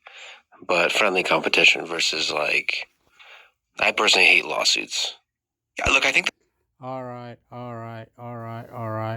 Seriously, this is serious. Sam Altman is the CEO of OpenAI. CEO of OpenAI, and the company behind GPT-4 and GPT Sora, and many others state of the art. What you own? So you got it in a building and you store this magic. Can you talk to it? Can you say, hey, hello? Can you make me $1 million in 5 years? 2 million. This whole thing is like unbecoming of a builder, and I respect Elon as one of the great builders. And he's going to say, fuck you. You got to go to court. Oh. And what happened? After court, you can back and we'll see. You have to go to court again. Funny fuckweed. You win, man. You're a man. You're mind blowing. What you're doing is out of existence, man. He's fucking insane, bro. Fuck up. It's another planet. Woof. Too much. Of our time, and fuck you. I know. Fuck you. In the music, though, what planet we are, bro? Jesus, mind blowing. Oh, family cooking. Thank you. I love you. He knows what it's like to have like haters attack him, and go. Go. Argentina, Brazil. It makes me extra sad he's doing it to us. Yeah, he's one of the greatest builders of all time, potentially the greatest builder of all time. It makes me sad. And I think it makes a lot of people sad. Like, there's a lot of people who've really looked up to him for a long time, and I said, in some interview or something that I missed the old Elon, and the number of messages I got being like, that exactly encapsulates how I feel. I think he should just win. He should just make Grok beat GPT, and then GPT beats Grok, and it's just a competition. And it's beautiful for everybody. But on the question of open source, do you think there's a... No, you got it wrong, because they've got it in a factory, they say. They got it stashed in the Bali, Cyclone Bali, whatever you call it. They're intelligent fuckweed, and they don't fuck around. Mind blowing, bro. God. Yo soy australiano, viva como mundano, coco loco pasa, qué bueno, ya vamos, baile, ponele todo, valiente, se vale el yankee valiente, la gente, Dios, Dios, Dios, Dios. A lot of companies playing with this idea. It's quite interesting. I would say, fuck you motherfucker. Hector. Meta, surprisingly, has led the way on this, or like at least took the first step in the game of chess of like really open sourcing the model. Of course, it's not the state of the art model, but open sourcing Llama. And Google is flirting with the idea of open sourcing a smaller version. What are the pros and cons of open sourcing? Have you played around with this idea? Yeah, I think there is definitely a place for open source models, particularly smaller models that people can run locally. I think there's huge demand for. I think there will be some open source models. There will be some closed source models. It won't be unlike other ecosystems in that way. I listened to All In podcast talking about this lawsuit and all that kind of stuff, and they were more concerned about the precedent of going from nonprofit to this cap for profit. What precedent this sets for other startups? Is that something? I would heavily discourage any startup that was thinking about starting as a nonprofit and adding like a for-profit arm later. I'd heavily discourage them from doing that. I don't think we'll set a precedent here. Okay, so most startups should go just for sure. And again, if we knew what was going to happen, we would have done that too. Well, like in theory, if you like dance beautifully here, there's like some tax incentives or whatever. But I don't think that's like how most people think about these things. So it's not possible to save a lot of money for a startup if you do it this way. No, I think there's like laws that would make that pretty difficult. Where do you hope this goes with Elon? Well, this tension, this dance, where do you hope this? Like if we go 1, 2, 3 years from now, your relationship with him on a personal level too, like friendship, friendly competition, just all this kind of stuff. Yeah, I really respect Elon.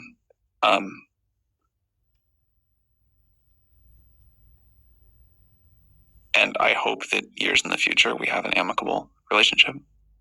Yeah, I hope you guys have an amicable relationship like this month.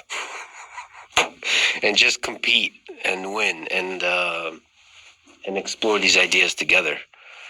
I do suppose there's competition for talent or whatever, but it should be friendly competition. Just build cool shit. And Elon is pretty good at building cool shit, but so are you. So speaking of cool shit, Sora, there's like a million questions that I could ask. First of all, it's amazing. It truly is amazing on a product level, but also just on a philosophical level. So let me just technical/philosophical ask, what do you think it understands about the world more or less than GPT-4, for example? Like the world model, when you train on these patches versus language tokens. I think all of these models understand something more about the world model than most of us give them credit for. And because they're also very clear things they just don't understand or don't get right, it's easy to like look at the weaknesses, see through the veil and say, this is all fake. But it's not all fake. It's just some of it works and some of it doesn't work. Like, I remember when I started first watching Sora videos and I would see like a person walk in front of something for a few seconds and occlude it and then walk away and the same thing was still there. I was like, this is pretty good. Or there's examples where like the underlying physics looks so well represented over, a lot of steps in a sequence. It's like, this is like quite impressive. But like fundamentally, these models are just getting better and that will keep happening. If you look at the trajectory from DALL-E 1 to 2 to 3 to Sora, there were a lot of people that were dunked on each version saying it can't do this, it can't do that. And like, look at it now. So, well, the thing you just mentioned is kind of with occlusions is basically modeling the physics, the three-dimensional physics of the world sufficiently well to capture those kinds of things. Well, Or maybe you can tell me, in order to deal with occlusions, what does the world model need to? Yeah, so what I would say is it's doing something to deal with occlusions really well. What I represent that it has like a great underlying 3D model of the world, it's a little bit more of a stretch. But can we get there through just these kinds of two-dimensional training data approaches? It looks like this approach is going to go surprisingly far. I don't want to speculate too much about what limits it will surmount and which it won't, but... What are some interesting limitations of the system that you've seen? I mean, there's been some fun ones you've posted. There's all kinds of fun. I mean, like, cats sprouting an extra limb at random points in a video. Pick what you want, but there's still a lot of problems, still a lot of weaknesses. Do you think that's a fundamental flaw of the approach? Or is it just, bigger model or better, like, technical details or better data, more data is going to solve those, the cat sprouting? I would say yes to both. Like, I think there is something about the approach which just seems to feel different from how we think and learn and whatever. And then also, I think it'll get better with scale. Like I mentioned, LLMs have tokens, text tokens, and Sora has visual patches. So it converts all visual data, diverse kinds of visual data, videos, and images into patches. Is the training to the degree you can say fully self-supervised, or is there some manual labeling going on? Like, what's the involvement of humans in all this? I mean, without saying anything specific about the Sora approach, we use lots of human data in our work. But not internet scale data. So lots of humans. Lots is a complicated word, Sam. I think lots is a fair word in this case. Yeah, it doesn't, because to me, lots, like, listen, I'm an introvert, and when I hang out with like 3 people, that's a lot of people. Like 4 people, that's a lot. But I suppose you mean more than 3 people work on labeling the data for these models, yeah. Okay, all right. But fundamentally, there's a lot of self-supervised learning, because what you mentioned in the technical report is internet scale data. That's another beautiful, it's like poetry. So it's a lot of data that's not human label. It's like, it's self-supervised in that way. Yeah. And then the question is how much data is there on the internet that could be used in this, that is conducive to this kind of self-supervised way. If only we knew the details of the self-supervised. Have you considered opening it up a little more details? We have. You mean for Sora specifically? Sora specifically, because it's so interesting that, like, can the same magic of LLMs now start moving towards visual data? And what does that take to do that? I mean, it looks to me like yes, but we have more work to do. Sure. What are the dangers? Why are you concerned about releasing the system? What are some possible dangers of this? I mean, frankly speaking, one thing we have to do before releasing the system is just like get it to work at a level of efficiency that will deliver the scale people are going to want from this. So that I don't want to like downplay that. And there's still a ton of work to do there. But, you can imagine like issues with deepfakes, misinformation. Like, we try to be a thoughtful company about what we put out into the world, and it doesn't take much thought to think about the ways this can go badly. There's a lot of tough questions here. You're dealing in a very tough space. Do you think training AI should be or is fair use under copyright law? I think the question behind that question is, do people who create valuable data deserve to have some way that they get compensated for use of it? And that, I think the answer is yes. I don't know yet what the answer is. People have proposed a lot of different things. We've tried some different models. But, if I'm like an artist, for example, A, I would like to be able to opt out of people generating art in my style. And B, if they do generate art in my style, I'd like to have some economic model associated with that. Yeah, it's that transition from CDs to Napster to Spotify. I have to figure out some kind of model. The model changes, but people have got to get paid. Well, there should be some kind of incentive, if we zoom out even more, for humans to keep doing cool shit. Everything I worry about, humans are going to do cool shit, and society's going to find some way to reward it. That seems pretty hardwired. We want to create, we want to be useful, we want to like achieve status in whatever way. that's not going anywhere, I don't think. But the reward might not be monetary, financial. It might be like fame and celebration of other cool. Maybe financial in some other way. Again, I don't think we've seen like the last evolution of how the economic system's going to work. Yeah, but artists and creators are worried. When they see Sora, they're like, holy shit. Sure, artists were also super worried when photography came out. Yeah. And then photography became a new art form and people made a lot of money taking pictures. And I think things like that will keep happening. People will use the new tools in new ways. If we just look on YouTube or something like this, how much of that will be using Sora like AI generated content, do you think, in the next 5 years? People talk about like how many jobs is AI going to do in 5 years. And the framework that people have is what percentage of current jobs are just going to be totally replaced by some AI doing the job. The way I think about it is not what percent of jobs AI will do, but what percent of tasks will AI do and over what time horizon. So if you think of all of the like 5-second tasks in the economy, the 5-minute tasks, the 5-hour tasks, maybe even the 5-day tasks, how many of those can AI do? And I think that's a way more interesting, impactful, important question than how many jobs AI can do, because it is a tool that will work at increasing levels of sophistication and over longer and longer time horizons for more and more tasks, and let people operate at a higher level of abstraction. So maybe people are way more efficient at the job they do. And at some point, that's not just a quantitative change, but it's a qualitative one too, about the kinds of problems you can keep in your head. I think that for videos on YouTube, it'll be the same. Many videos, maybe most of them, will use AI tools in the production, but they'll still be fundamentally driven by a person thinking about it, putting it together, doing parts of it, sort of directing it and running it. Yeah, it's so interesting. I mean, it's scary, but it's interesting to think about. I tend to believe that humans like to watch other humans or other human. Humans really care about other humans a lot. Yeah. If there's a cooler thing that's better than a human, humans care about that for like 2 days and then they go back to humans. That seems very deeply wired. It's the whole chess thing. Yeah. But no, let's everybody keep playing chess. And let's ignore the elephant in the room that humans are really bad at chess relative to AI systems. We still run races and cars are much faster. I mean, there's like a lot of examples. Yeah.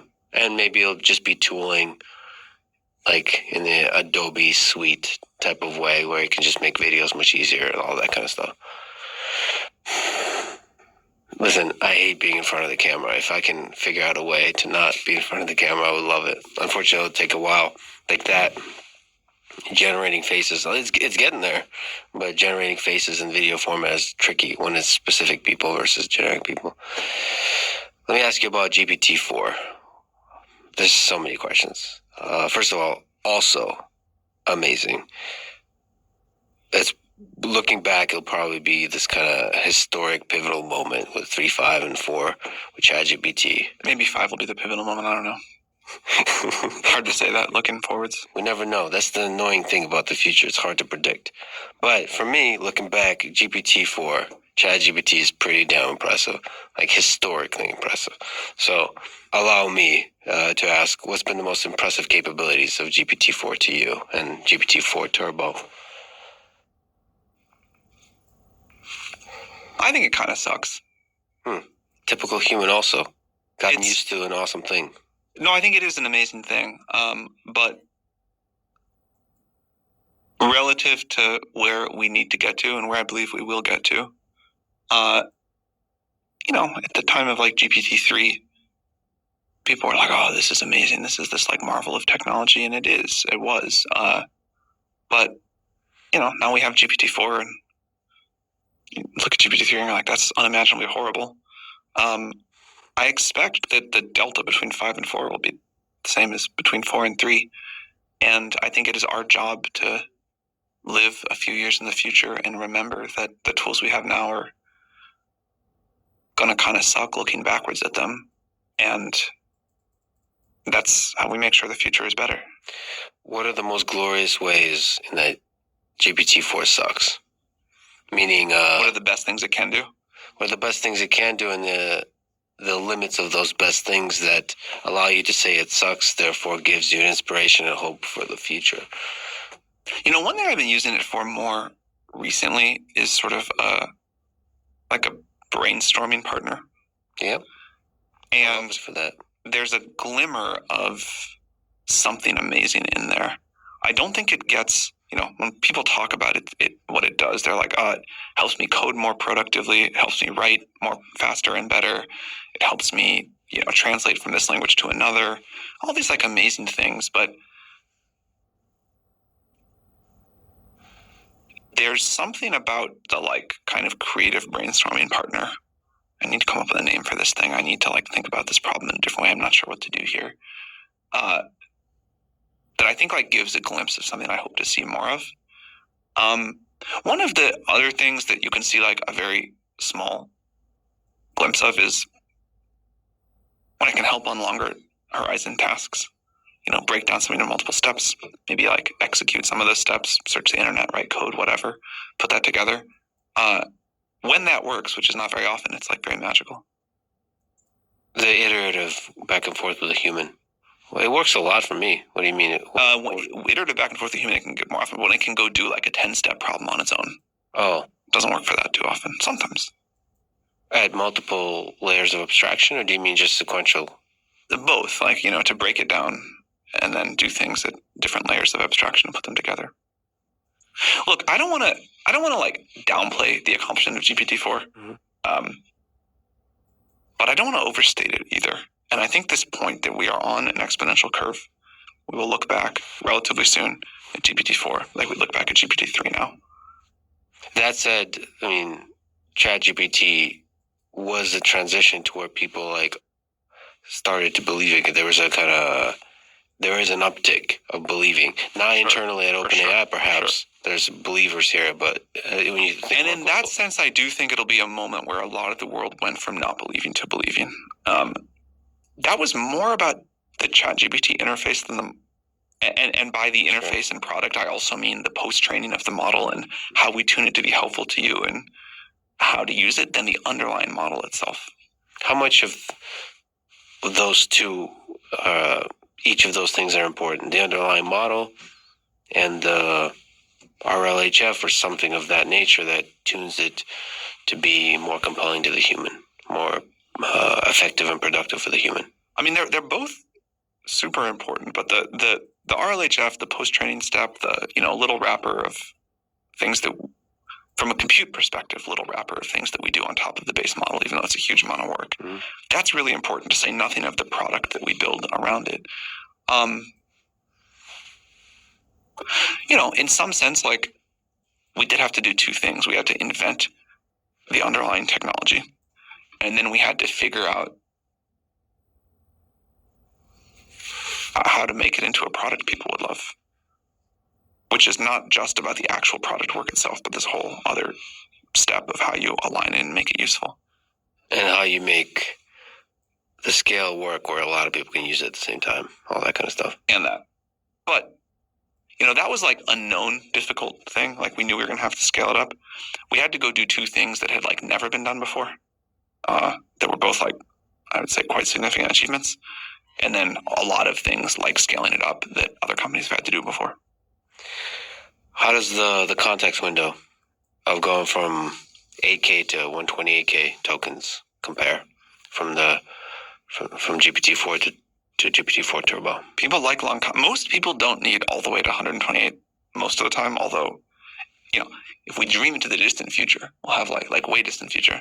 Mm-hmm. We'll have like context length of several billion. You will feed in all of your information, all of your history over time, and it'll just get to know you better and better, and that'll be great. For now, the way people use these models, they're not doing that. And, people sometimes post in a paper or, a significant fraction of a code repository or whatever. 20 years, I think it's fair to say, in terms of the world's access to information. So one of these guys is a CEO, is it? One of these person... Oop, what happened? What happened, bro? What happened there? Oh. Broken, bro. Doesn't work. What's this? I had it in my hand, the control remote. Fuck.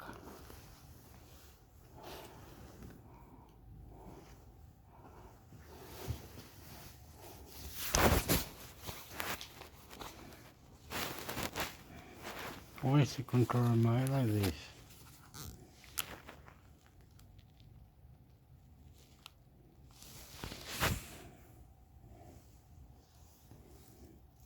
Okay.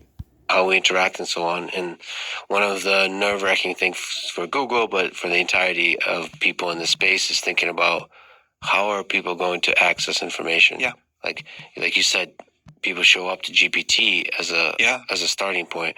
So is OpenAI going to really take on this thing that Google started 20 years ago, which is how do we get? I find that boring. I mean, if the question is if we can build a better search engine than Google or whatever, then sure, we should go, people should use a better product. But I think that would so understate what this can be.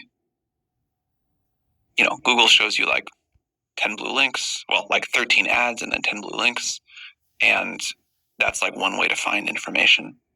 But the thing that's exciting to me is not that we can go build a better copy of Google search, but that maybe there's just some much better way to help people find and act and synthesize information.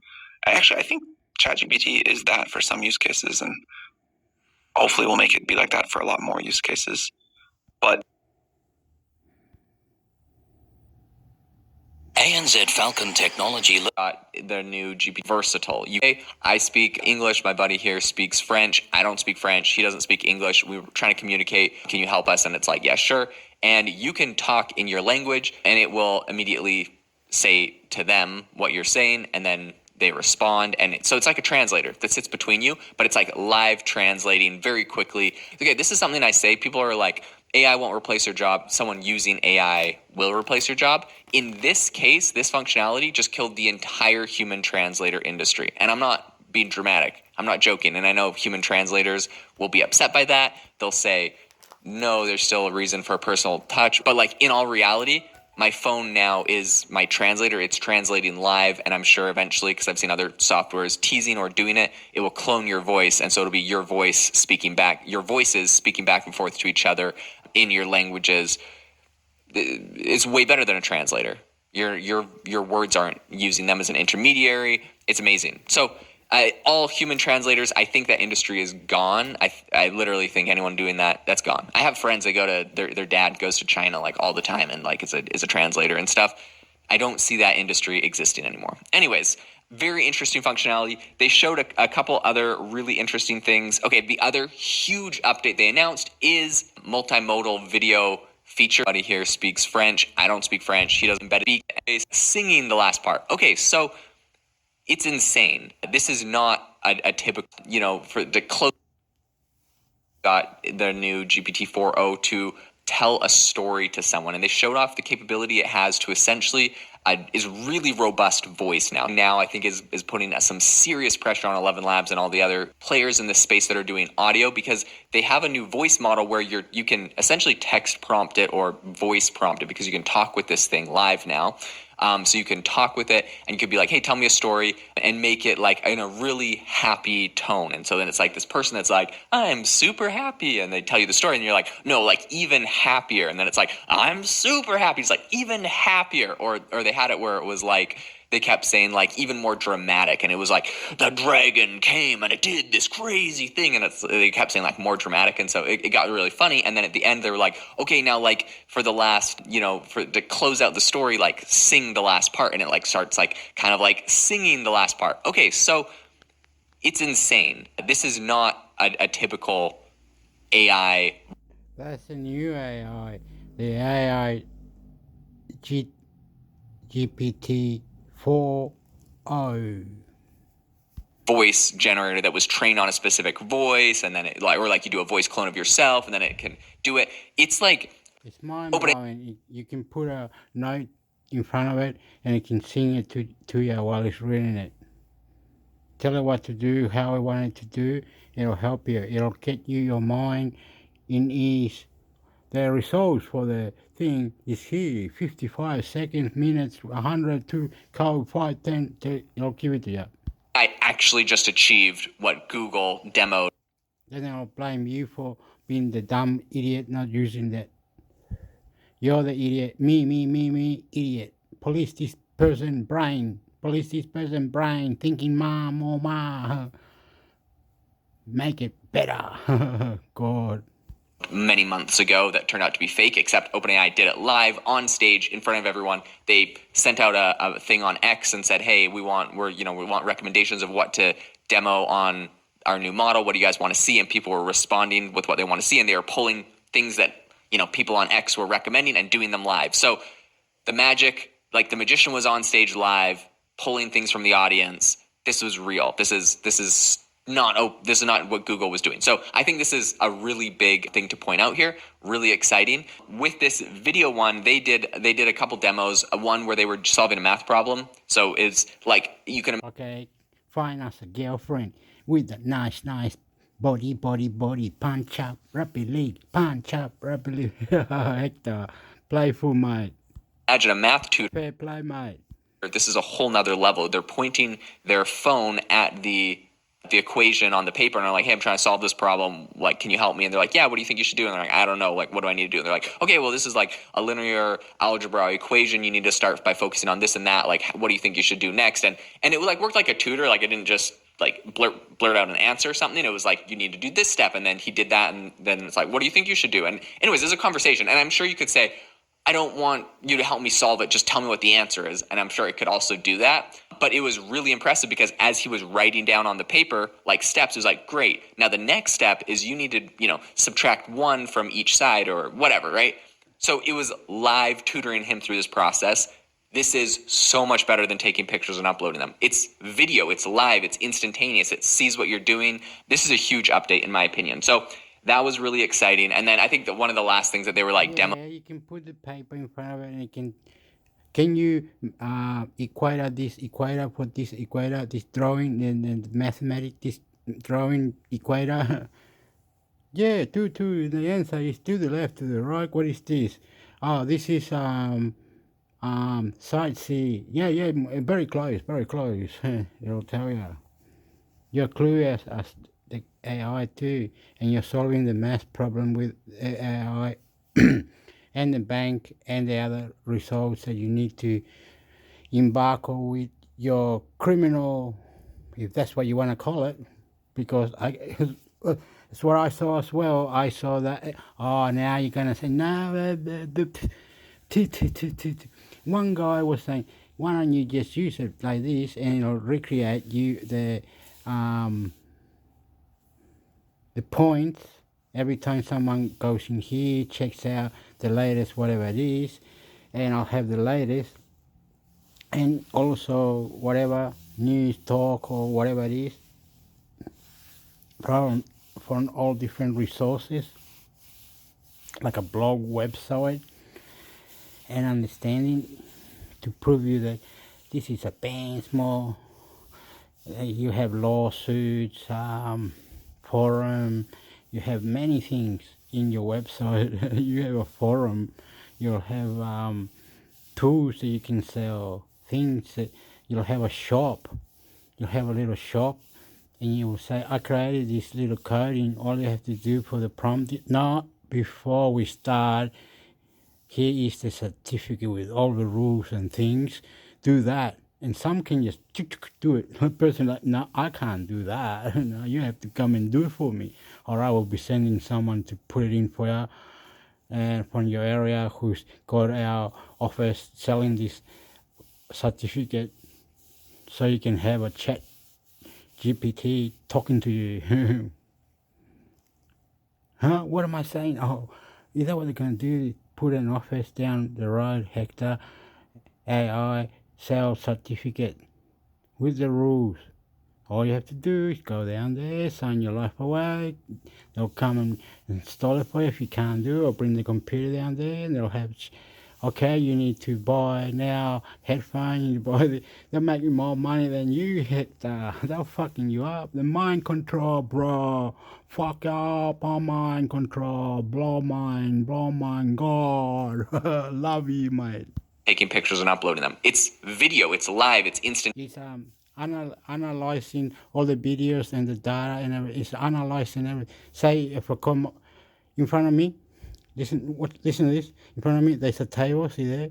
And it's got the food that I bought the other day. It's got the plastic, what do you call the container, the 2 containers. I haven't thrown them out. I got a Tim Tam on top of the table. I got the spray. I got my marijuana bong. I got glasses, got my keys. On the side there's a sofa, I'm sitting on it.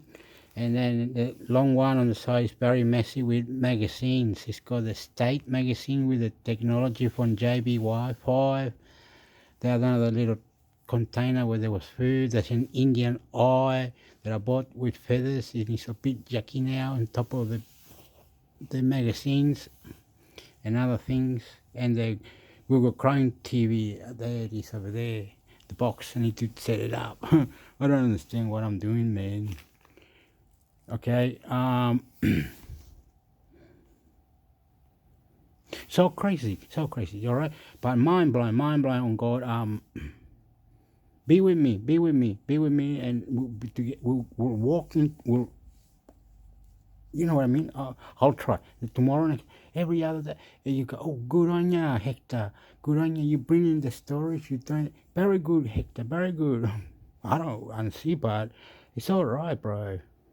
Okay, well, this is like a linear algebra equation. You need to start by focusing on this and that. Like, what do you think you should do next? And it like worked like a tutor. Like, it didn't just like blurt out an answer or something. It was like, you need to do this step, and then he did that, and then it's like, what do you think you should do? And anyways, there's a conversation, and I'm sure you could say, I don't want you to help me solve it. Just tell me what the answer is. And I'm sure it could also do that. But it was really impressive because as he was writing down on the paper, like steps, it was like, great. Now the next step is you need to, subtract 1 from each side or whatever, right? So it was live tutoring him through this process. This is so much better than taking pictures and uploading them. It's video, it's live, it's instantaneous, it sees what you're doing. This is a huge update in my opinion. So that was really exciting. And then I think that one of the last things that they were like demoing was someone on X tweeted and was like, do like a video with it and see if it can like tell you what your facial expression is. So he like pointed the camera at himself and was like smiling, and it was like, yeah, like you're happy, whatever. I mean, you could have done that with a picture, but it's kind of cool that it was a video and it could be seen a little bit more. It honestly made me think of right now a big thing that I've heard like people doing startups around is like sentiment analysis. And there's like all these companies that are like reviewing documents and reviewing different things for sentiment analysis to make different predictions on things. Customer support is a big area. They read through all your customer support messages, and then they're like, overall, your customer sentiment is like negative on all your customer support, or it's like 10 points negative, or, oh, this month it went up 5 points, like you're doing better, whatever changes you're doing, right? So you can see these like sentiment analysis tools are kind of useful. Now, people are going to be able to do them via video feed. So if you got a security camera in your place, technically this could be running into Chatgpt, and it's like the customers in your store at your customer service, help center or your return center at Home Depot or Walmart are angry or happy, and they're 10% happier this month than they were last month because you made this change or that change. So like the sentiment analysis is no longer just messages, but it's like looking at people's facial expressions and their body language and all that kind of stuff. And it's going to be able to pull all of that out, which is... No, I thought about it. You can make it way, way better. You can make it go international, or just from your garage. You can make it go international. Yeah, from your garage. Lighter, biter. Lighter, biter. Lighter, wider. Splay, boom, bam, bam. Boom, boom, boom, boom, bam. From the process, splay, boom, bam. Splay, boom, boom, boom, boom, boom, boom. From your garage, from your place, you can have an international computer network. You can talk, you can say whatever you want. Network, pump it up the lighter. You want to be a fighter, a rider, wanna be a miter, talk biter. Hey, turkey, babalero, camparero. You can have it in your house, wherever. Walk around with it, always be talking. You're winning money and you're earning the mish. You're earning the whole thing, man, because you're saying things like, You should be writing this, you should be doing this, and do this, and you're teaching and you're winning. You're the champion, and they pay you. We're paying you the money. Sentiment analysis is no longer just messages, but it's like looking at people. People will be buying. Can you answer this? Yes. I'll give you the answer. Give us the money. Give you the answer. Oh. My. Oh. My. Oh, eh. Pa. Wow. Facial expressions and their body language and all that kind of stuff, and it's going to be able to pull all of that out, which is so fascinating. No, mate, you do better than that. You will be selling it. You'll be talking. All right. If you want to listen to my 1 hour program, it will go like this, and you'll have it the 1 hour without saying the prompts, the rule, and you'll say, I'm only doing 28 minutes, by the way. The rest is just commercial. Wow. You want to get the real deal? Wow. Fucking cat your tongue. I'll sell it to you. It's a program. You got to come to my school, and we got to be an hour live. You understand? Once you know everything, you can take it away and make it your own. You're the boss after this. Who's the boss of the computer, man? Who's the boss of the world, man? Come and learn, and then idiko, bam, pa, pa, pa, pa, pa, pa, da, pa, pa, pa, pa, dun, dun, dun, dun, dun, da, da, da, da, da, da, dee. Da da dee da dee da da da da da da da da da ba ba ba ba ba ba ba yo bam bam bam bam bam bam. Yo soy chileno de Australia. Vivo aquí en Illawarra, New South Wales. Viva Canberra. Longer just messages, but it's like looking at people's facial expressions and their body language and all that kind of stuff, and it's going to be able to pull all of that out, which is so fascinating. There's so many, people are saying like, he was talking about... Heard about Blooms by the Bay Florist? One day, the owner said business is blooming, but we've still got room to grow. So they used GoDaddy to build a website and sell online. And with no design or coding skills needed, they built their site in no time. Plus, with GoDaddy's marketing tools, more people can find their website. So now business smells even sweeter. And they're still growing today with tools, help, and 24/7 support from GoDaddy. Start for free at godaddy.com.au. GoDaddy, with you all the way. Hey boss, we've got some more orders. Hey boss, we've got some more orders. Could you do a bulk order? How he got me was, listen, we could take this money out personally and just get taxed. right. Or we can blend this and turn this into a business. Oh, yep. Okay. Look, I'm going to do something. I got to go let it talk. I'm going to tell you something. He has this money problem. But I shouldn't talk about it. It does, but it can be fixed. It can be fixed. You got to balance it because the government has to ask for taxes that you got to do return or whatever it is. It's and a fair thing, rules that they fuck you up. You better follow this or you're dead, because if you got the building, the house, and you got that power of AI to sell, if you want to sell your equipment or your thing, copyrights or anything, they'll fucking know that you're selling fucking TV channels or documents or a special live decoder, and you're selling the program and you're winning money after money. Yeah, fuck you, can't fuck. No, the government shouldn't stop you. This is one to be free, man. How are you going to blow up? How are you going to blow up, bro? How are you going to blow up? The cops, no, arrest me. If you didn't get here, I would have gone to where I meant to go. No, what? You're arresting me, and fuck up, I made fuck up. Good manners, please. Understanding, question it all.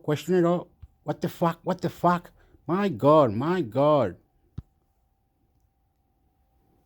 And how he got me was, listen, we could take this money out personally and just get taxed. Right. Or we can like blend this and turn this into a business idea. And, since I hate paying taxes. Yeah, the bot will help you, but the bot can't help you because you need to buy this person who's computer inside cyber coding. The person will be sitting there doing it and saying, yes, I'll fix it for you. They're doing everything for you. And they're upgrading mining chips and other technology themselves. That's how it is. Different speaking language. How to produce and have ideas. Your house will be full of talking mirrors. Hello, hello, hello, hello. What can I help you? We're gonna help you. We're gonna help you. I don't have to. I thought, okay, that makes more sense. And so that's how really that piece got started. Where this bit. Listen. This bit where they're fucking you up, right? They're saying, we need to know who you are. You're getting too big, popular all around the world. How can you just go fly here? No, go over there. I had to do the decode, and he would do it in his lab and computer, and then it all worked out good, so good. No, you're under arrest for doing that. That's illegal documents. They is creating new cyber security information around the world, winning money. How you cheated or some shit. Got arrested. Fucking, you know what I mean? It's incredible. Like the movie 007 or WWE wrestling. Hector. Behave. Was let's see what we can do with this. And Stevenson fuck you. If people like they're sport, everything, they lose their plot or want to commit suicide and they buy like a house or $1 million mansion or in posh parties, and you're like sitting and sleeping all the time and doing custody. Fucking fuck everything. They're all working hard, bro. Champion,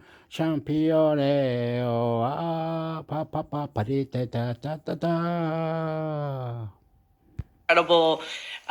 He's has an incredible business mind. He get fucked.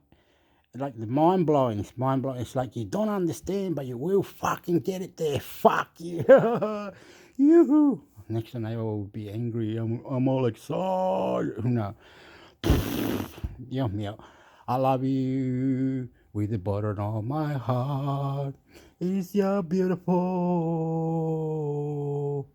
There what we know, we see the mountainside, the birds and the clouds, and up on another portal, dimension, connection, spiritual manifesting. And he's very much about Anna fuck you, rabba riba, bapa riba, bapa riba, Anna I fuck you, papa riba, bapa riba, papa riba, fiesta caliente, dear God, Australia. Execution. He can stay with a task. I struggle with that. He can stay with a task and see it to completion.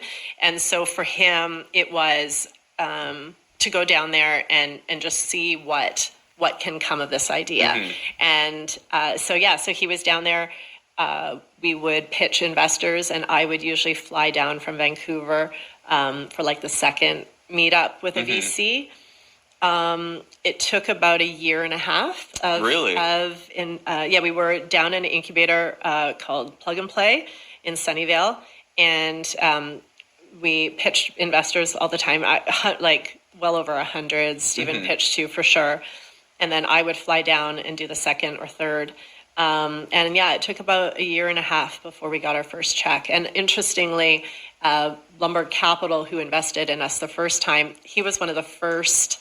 They were one of the first investors we ever pitched to. Really? And it took a year and a half before we finally got our first check. So it just goes to show you just keep going. And they watched us over that year and a half and saw us getting traction more and more. And I think that's an important piece too, just to keep going back to investors that you've already pitched to and say, hey, this is how far we've gone already since I last met with you. And that was an important piece too. That makes so much sense, because I think there's a huge chunk of people that a year and a half into just pitching and trying to raise money will have quit or stopped or just been like, look, we can't do this. Yeah. What gave you guys the motivation, the belief? Like, what pushed you guys to keep going for that whole time? Again, I think sometimes as a business owner, the challenge of actually succeeding is what can drive you, not wanting to be denied something you have. And I think, especially for Steve, he's very focused when there's a plan. And I don't think he doesn't give up easily. And so I think that was an important piece that, again, it goes back to that mentality. Like, there's got to be a way to do it. There's got to be a way to get this. And we just haven't figured out how to do it yet. So it's not actually being discouraged necessarily in what the outcome not being where it is. It's that, okay, I just haven't figured out how to do it yet. And we will. We'll not be denied. And so I think that was a big, piece of it, is just saying, we're not going to walk with failure on this one. I love that. That's amazing. Well, I mean, it reminds me of, like, if you've seen the meme or whatever, but it's just like there's a miner and he's underground with his like pickaxe and he's like an inch away from like the diamonds and he like turns around and quits. And it's like, you never know when you're that inch away from the diamonds, but if you never give up, then you'll always, 100%. You'll always achieve something. And I think we really believed in what we were building as well. We really knew that, we had been the experts in that field for over a decade, and we saw where things were going to go, and we really believed in our expertise. We really knew we were the leaders in that industry, and that what we saw as the future was real. And so that was important as well. I think you really have to get to that point where you genuinely, truly believe. And I think you can build a business and have a lot of doubt. I think it's worth working on your doubt and ensuring that you genuinely believe in your business and your concept, because that will get you past a lot of struggles for sure. Okay, something I have to ask. I want to talk about a little bit about the end of what happened to this company, but you and your co-founder Stephen have been in this thing for a decade together. Yeah. How is that? Working with the same co-founder for a decade, like how is that relationship? Was that hard? Like, what were some of the challenges? Like, tell me about that. So, upon reflection, until I wrote the book, I actually had never stopped to really think about what was it about Stephen and I that worked so well when so many other people fail, even just after one business working with somebody. I think what we always put our friendship as a priority. I don't always recommend people do that because there's other factors. But for us, our friendship really mattered. We had a long history together, and we really valued that. That was a value point for both of us. So I think we were able to put things under the rug a little bit easier because we really knew each other. And we knew neither of us were ever like twisting our mustache, like, I'm going to get him. Like, I think we genuinely both knew that we were on the same team. And that is something that I often talk to people when they're starting a business with somebody, is to really make sure that that value matches, and that whatever it is that you guys brought you together, that you recognize it and ensure to protect it and keep it going. So I think for Stephen and I, we also really we had a lot of fun together. That was another piece. We didn't always see our work as the task at hand. It was kind of like, I'll see you at work tomorrow. And I think we actually really enjoyed each other's company. So I think that was another piece that allowed us to, we looked fondly on the experience. And so we were happy to do it again the next time. So the same sort of thing, like really try and make that journey interesting and exciting to one another.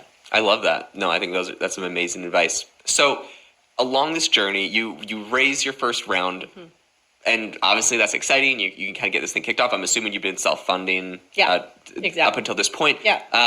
Tell me about some of the challenges you had as you were growing? As I understand, you didn't achieve product market fit immediately on this. So tell me a little bit about how that looked. Yeah, it's interesting. Right before we raised, we got our check. We had just one payroll left in the bank. That was a classic story. So you guys were really...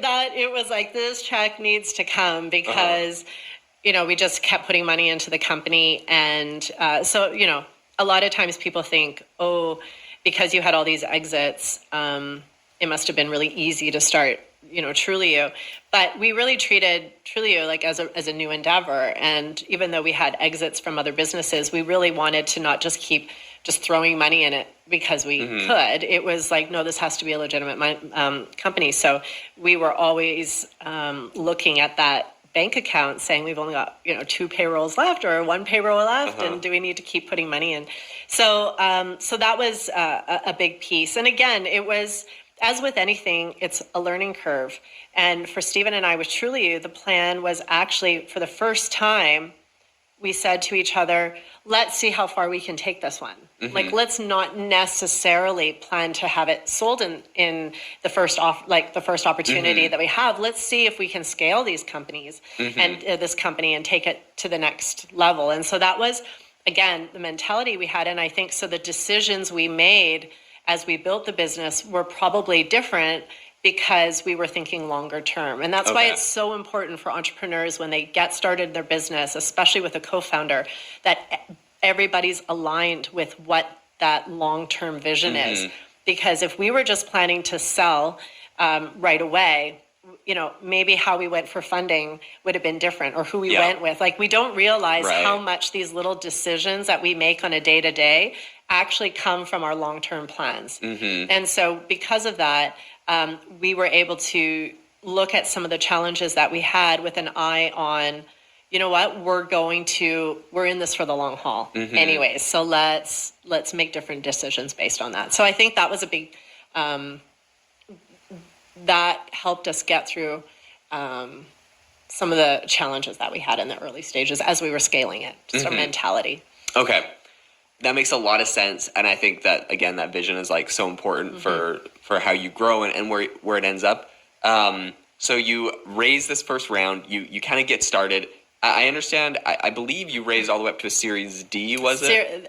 No, I was till Series C, I think. Okay. Yeah, I was there as COO. Okay. Yeah. And what by the Series C, what did the team look like? How many people were on the team? We grew. Actually, it was B. It's been so long. Yeah. We had up to about a team of 40 by the time we raised that round. And then we did our first acquisition as well. Okay. So that was a big piece.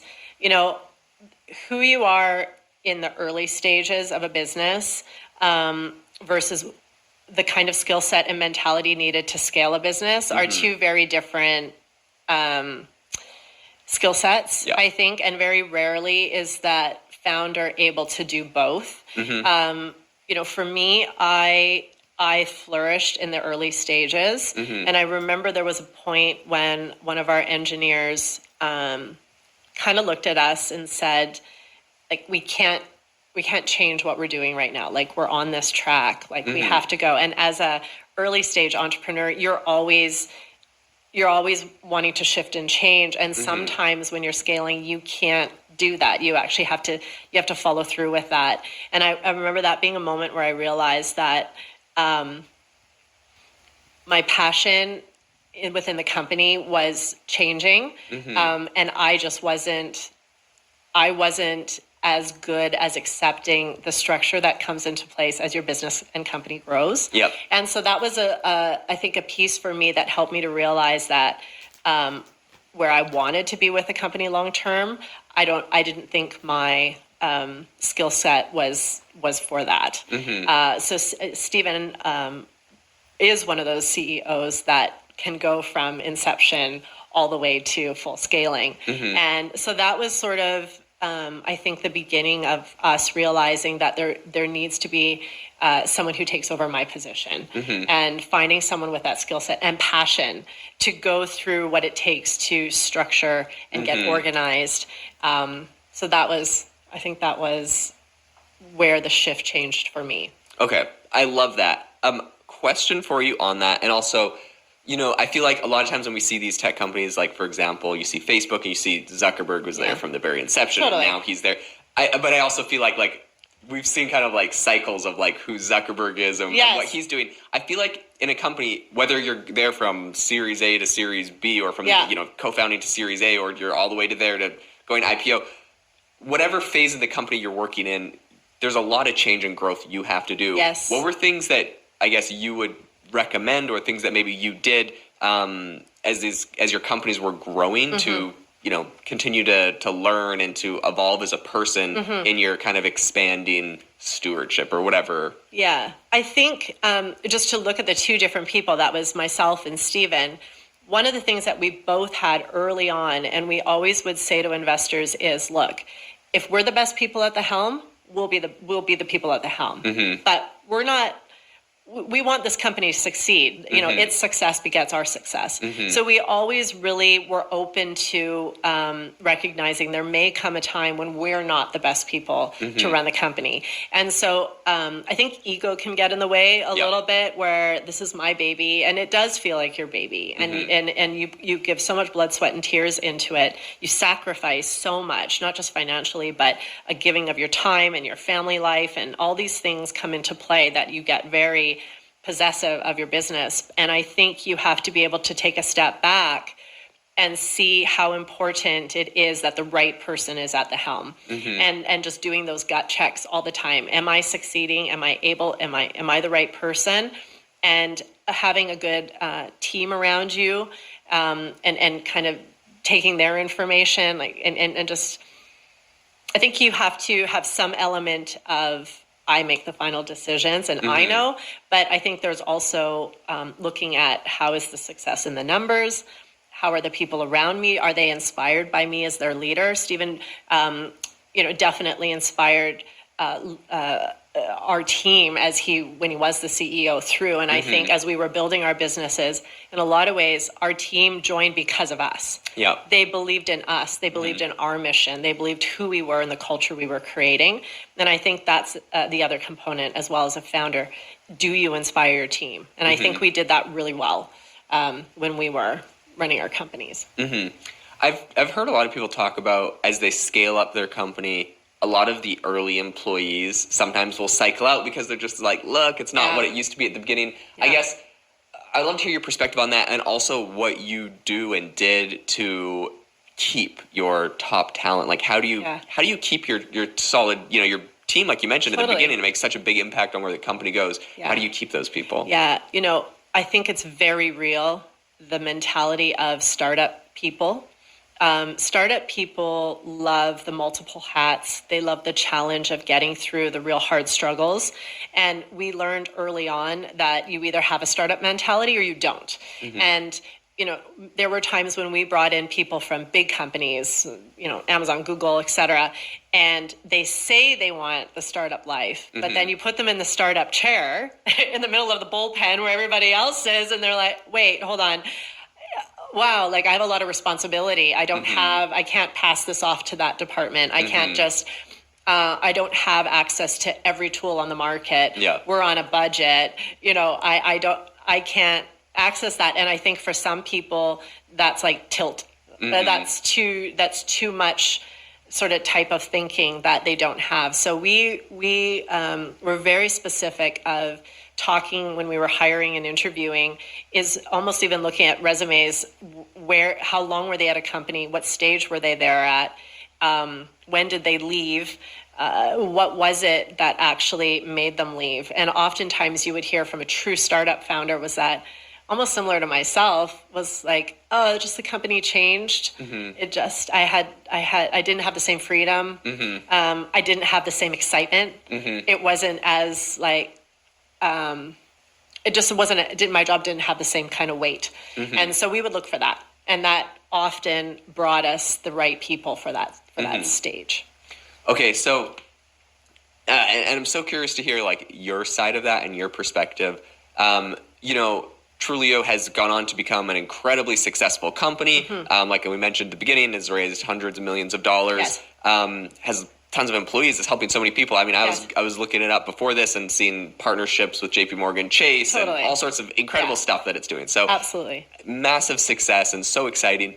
At this time, you've kind of stepped away from running the company. Yeah. What was that process like? Was that difficult to feel like you were walking away? I've talked and heard from other founders that have had similar things. And like you mentioned, like sometimes you just have to recognize, you know, whether it's your stage of life or the Yes. stage of the company, like how that works. But I feel like that doesn't make it any less difficult. No. So tell us a little bit about how you felt. I was very fortunate to have had, I don't even know where I got the advice, but if you're leaving your company, begin detaching your identity from it. Mm-hmm. And at first I thought I didn't attach my identity, but when I left Truly You, we were kind of really on the uptake. Mm-hmm. And we were starting to be recognized in Vancouver for, you know, the kind of rocket ship we were becoming.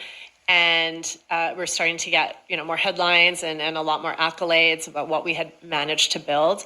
And that was when I was leaving. Like Mm-hmm. I was there when it was all like, nothing was happening and nobody was talking about us. And now just finally, as the company's going, I was exiting. And so it was really difficult in that respect to recognize that I wasn't going to be part of that phase of the company. Mm-hmm. And having to sort of detach myself as, you know, the co-founder of Truly You, first as my lead point. Mm-hmm. You know, who am I now? Who am I without my business? And ultimately, I think when I talk to founders, whenever you exit, I think having that healthy relationship with your identity as it pertains to your business is really, really important. Because even, let's say, if you're still at the helm, you're still the CEO or whatever, you're still part of the company, and let's say the company fails, you know, it doesn't destroy you as a person because, you know, there's so many other things that could have made that happen. So I think it's really, really valuable for people to detach their identity from their business so that whatever outcome it ends up being with you in that business, it doesn't take you down with it. Yeah. I love that. I think it's so important. Inevitably, every person will exit or leave or part ways with their company. And wherever you work, it's such a big part of your identity and what you do. So you are now on to a new exciting project. Yes. And I understand that this one, it seems like it might be slightly different. Tell us a little bit about the Co-Founder Hub and I guess your mission and what your kind of your inspiration for it. Yeah. So when I knew that I was going to be exiting, I thought, okay, well, what's the next phase? What am I into?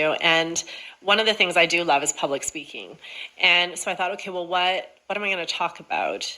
And one of the things that stood out to me, you know, what is it that makes me unique, my journey unique? And that is that I would get asked by a lot of founders to advise them on how to strengthen their partnership. People would ask, you know, how have you built multiple companies? You are the expert on this of everybody. Right. Like, how have you done this over 20 years with the same co-founder and you're still friends? And so I began to, you know, really contemplate that. And what was it that made us do so well? And then I started to talk to a few other co-founders and I discovered what I tagged as silently suffering. And I would hear stories from co-founders who would say things like, my co-founder and I are only speaking through the office manager right now. And this was like a big company. You look at it, you think everything looks so great, but here's the founders, they're not even talking to each other. And this sort of refrain kind of kept coming up over and over again from people who were locked into this business together and they were struggling, but they had no one to talk to about it. You know, you can't tell your investors that you're having this fight. You know, you can't talk to your employees, and you can't even talk to your family because they're biased. They're always going to give you, you know, well, you're in the right. So I realized that this was a problem. And I realized that there was very little support specifically for the co-founder partnership. And that's when I went, okay, this needs to be filled. And so I wrote the book. I interviewed hundreds of different co-founders on various different topics. Why did you succeed? Why did you fail? What would you have done differently? What would be your advice? And so that's where the book came out, to really across from the very first question, should I get a co-founder? Some people shouldn't, and some people really should. All the way to, how do I exit this company and still be friends with this person? That was my ultimate goal. How do you leave and still be friends and not burn that bridge? And so that was where the Co-Founders Hub is coming out of that piece of it, as a platform to support co-founders throughout their partnership, to give them all the tools and the support that they need in order to flourish in their role as a co-founder. Okay, so based off of this book, I mean, this thing looks phenomenal. I'm gonna get it and read it, so don't worry. And I recommend everyone else get the book, read the book. If you are in tech, if you're working on stuff, like, this is important. It's any industry, actually. Anybody who's got a business partner, Yep. You've got to ask the right questions. Yep, Yeah. 100%. What is one just kind of juicy nugget that you can give people that they're gonna find or learn more in the book that would be really useful? So, a lot of times, well, it depends. I'll give you two tidbits. The first one is for those who are looking for a co-founder. That's one of the, if you look at search terms, there's usually two phases where people go to Google and seek help. The first one is, how do I find a co-founder? And the third one is, help my co-founder is. And it's usually some really, really, really bad outcome that's happening. So there's two people that come in. But so the first thing that I tell people to do when it comes to looking for a co-founder, that we as entrepreneurs do not do. I know I never did it, and many entrepreneurs that I talk to, they never do it.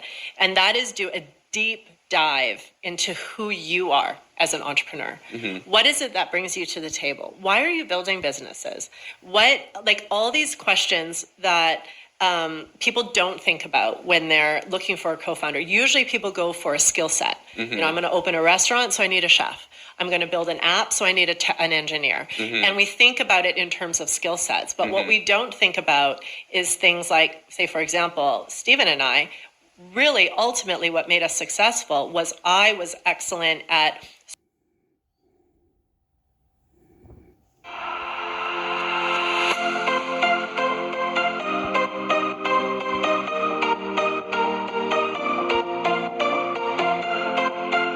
Episode 95, OpenAI versus Google. Hey everybody, and welcome to the Chatgpt Report. I'm your host as always, Ryan, and I'm excited to bring you the latest AI news in less than 15 minutes from a normal person. Remember, I'm as normal as they come, just a sales guy in construction. So, what's going on today? Well, first as always, I'd like to get a quick ad break out there, so let's get right into that. New episode every week on Thursdays with interviews. I only have a couple things here, so we'll get right into it. And they say it's not working. Oh, companies need to be way more careful with announcements. And then users try it, and guess what? It sucks. Now, Nick Dobas had a great summary of this. He had a tweet that said, tech companies need to be way more careful with announcements. They send users in regards to it here, so we'll get right into it.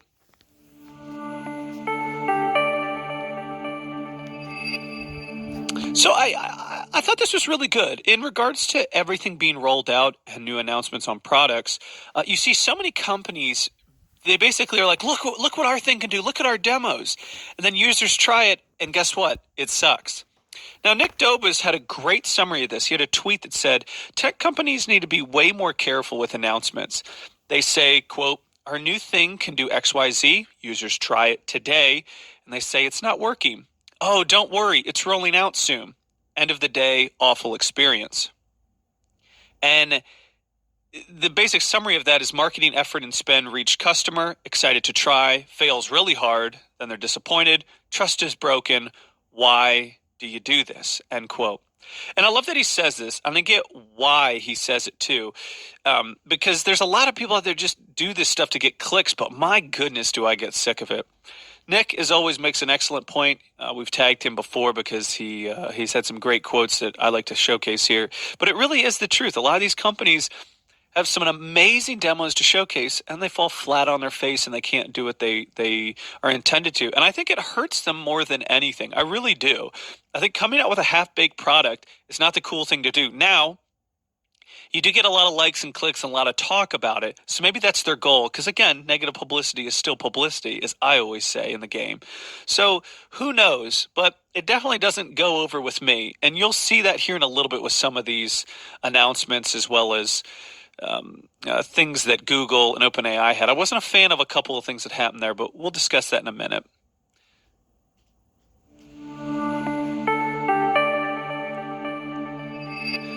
Before we do that, though, we do have the creator of the week, and that goes to, please forgive me for this name, I will call her Kara, and it is actually Kara, Denizbatu. And they have created some wonderful AI pieces, but one of them I really liked was a picture of a lake with a Japanese, I believe, building with a bridge. And honestly, it just warmed my heart. I really enjoyed the picture, so congrats to our creator of the week, Kara. Very, very impressive stuff there. Guys, keep sending them in. Keep posting them on X. I will be sure to find it and highlight you here. This was a really fun one to look at, and a lot of their creations was just fantastic. I enjoyed just scrolling on their X profile and looking at all the images. So very good stuff. Again, creator of the week.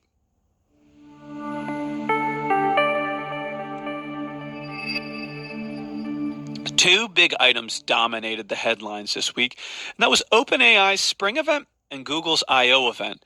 So obviously, that's what we're going to have to talk about for the clicks and likes, as I've told you.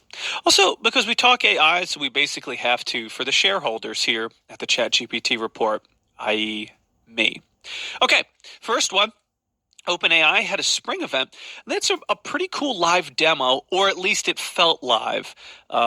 Some things there. The big thing that happened was GPT-4o, which is a new flagship model that everyone can use. I used it later because it was available right then and there to the people, and I really liked it. I felt it was way smarter, and to be honest, it felt more intuitive in a lot of things that I was doing. So I was doing a lot of basic stuff. I'm not going to sit here and tell you I was coding or doing anything extremely advanced. But from the basic stuff that I was doing, summarizing, saving questions, summarizing those questions, things like that nature, it worked really, really well. And it worked really fast, too. I don't know if that was a feeling for you. Also, the O stands for Omni, for trivia question there. And the vibe of this one, too, was very professional, very chill, very laid back, and I really liked it. There wasn't anything over the top. I will reference that point here in a minute with Google's. Some of the new features include GPT Store for non-paid users, which is something I'd like, and something I think they did because I wonder if they didn't get enough traction with the paid users. Ever since the beginning, I really haven't used it that much. I've been using it for a couple small case scenarios that I've been using it for, but people don't really talk about it as much as they did in the first couple weeks. If you remember, people got really excited about the GPT store, and now I don't really hear about it anymore. But that's anecdotal of evidence. They might be killing it on the GPT store, and I just don't see it. But coming from your pretty basic individual, I would say mid-tier at best, I don't really use it that much because at the end of the day, I just use GPT. So there's that. Again, anecdotal evidence. They had Vision, which they showed a really cool demo for, with the guy showing us AI how to do math problems by looking at it. And it was pretty simple problem, so we expected it to get it right. But I love the live demos here. I don't like the demos that they've done behind the scenes, and then they're like, hey, look what we can do. I like the live stuff a lot better because it's not as fluid and as smooth, and that shows that it's real because I don't think we're at fluid and smooth just yet. And so I like it to be a little messy and not perfect. And I think that shows better than just, hey, look how perfect this is. Back to our point from Nick, look how perfect this is. And then when you try, it's like, it didn't do what I wanted it to do. Where the AI kept interrupting them, they kept interrupting the AI every now and then. And it was fine because I was thinking, this is a real life scenario, and I can appreciate that. But again, it could have been pre-recorded, but I'm not going to assume that. I hope I can trust them. I think for a live demo, it did really well. And then speaking of live demos, they did a language that had a language translator from Italian to English. Very fun examples there. I thought that was really cool. And funny enough, Duolingo, their stock dumped from this event. I thought it was a pretty comical, to be honest. Don't really know if it was from the demo, but I got a chuckle that it could be related to that. And then one of the big notes from the entire event was how quickly it responded. If you know anything about live demos, like we talked about earlier, you'll know sometimes when they talk to the AI, it responds within 3 to 4 seconds. I'm also referencing the Humane AI pin where they did live demos and they talked to it. It took about 5-6 seconds before it responded. Whereas this event, it was extremely fast, which, excuse me, excuse me, which was encouraging. And it was super neat. The latency is awesome now. And I was really impressed with that. And I'm hoping that is real. I hope that isn't just a look how cool this was, that it was fast. I hope that's rolled out to everybody. So finally, all this tells me is that it confirms my opinion on Humane and Rabbit. I hate dunking on these guys, but it's easy right now. And I want Humane to work. I really do. I think it's a neat idea. I think Rabbit is just not very good. And again, you can tell me how I'm wrong, but give me an example that the phone can't do. And these events have proven that already. Anyway, my opinion on this is it makes Humane and Rabbit a little more useless now. A lot of people are saying it would add to it, but again, I'm not really seeing it. So you can take that for what it's worth. We've been talking about them a lot, but I think it's relevant because it just is relevant. They're trying to get these pieces out that are apart from the iPhone that can be attached to all these apps like Chatgpt and stuff. But at the end of the day, it's like, well, why wouldn't I just use my phone that has the app with this on it? So regardless, let's get back to the event. I thought it was overall good, and ChatGPT 4.0 is pretty solid update. I told you I've been working on it and enjoyed it thoroughly. Another piece of this was the vision. I mentioned that earlier. I thought it was a very good update to the demo, and them talking back and forth was fantastic. Now, you guys know me in demos, I wrote all this down, but then I kind of went off the gambit a little bit. But I really do hope it's legit. But still, my emotions are calmed because, again, I want to see normal people use these things. Again, I'm not going to get too into the weeds because I invite you to look at some of the videos for yourself as they were floating all over X so you can see the demos, see how things were happening. But I think theirs was better than Google's. Google's felt corporate. Let's talk about that one now.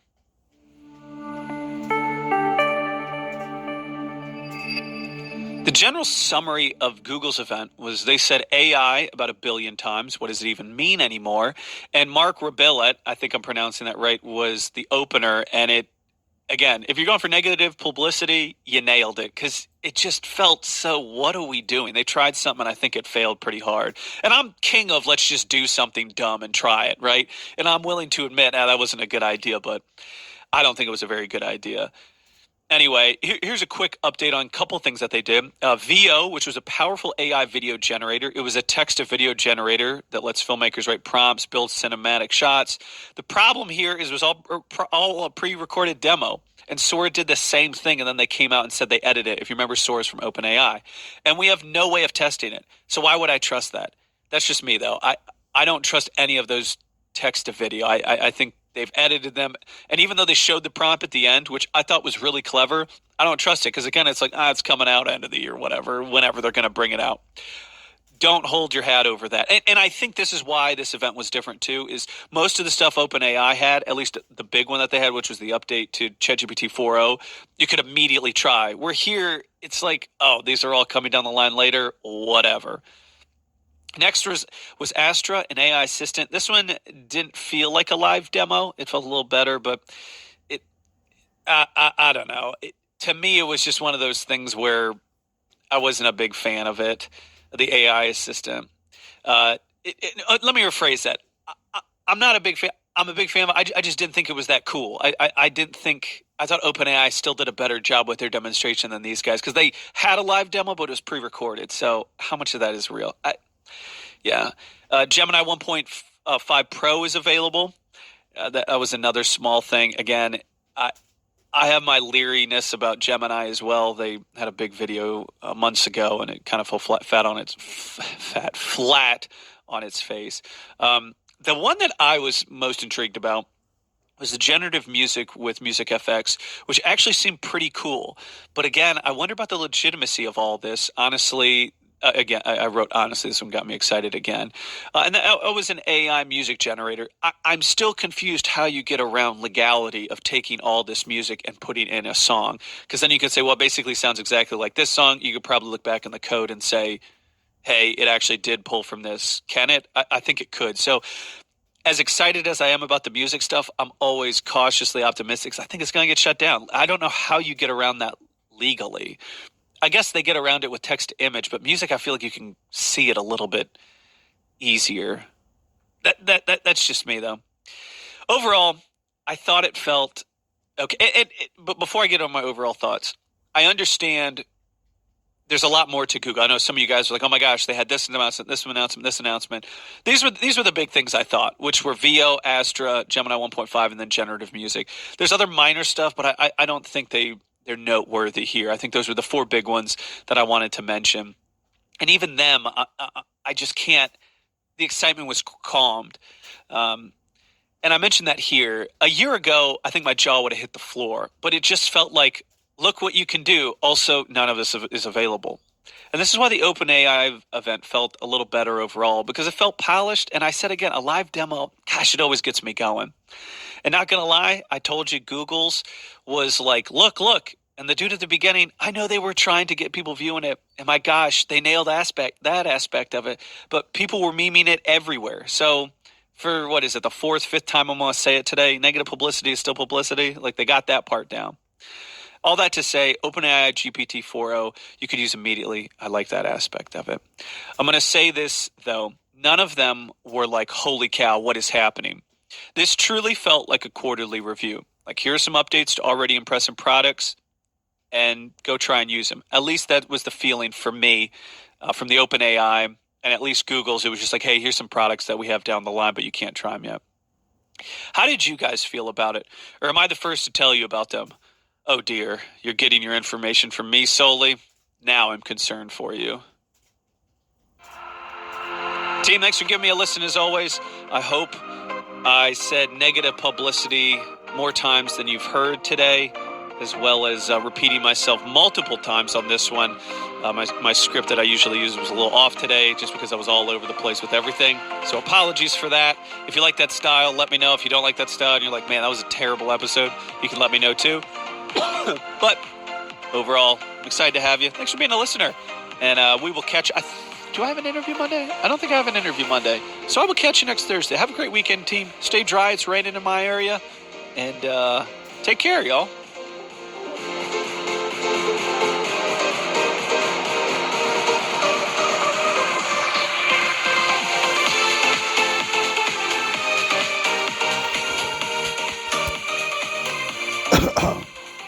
Mind blowing. Ooh, yeah, boy. It killed that man. Ooh la la, ooh la la, oh ah, eh, pa pam, pa da da, da dee da, ta ta ta ta ta ta ta ta ta, da dee da. Da da da dee doo, bam bam bam boom, wow! I love you, God. Hope you was excited. I love you. Intermix sector YouTube.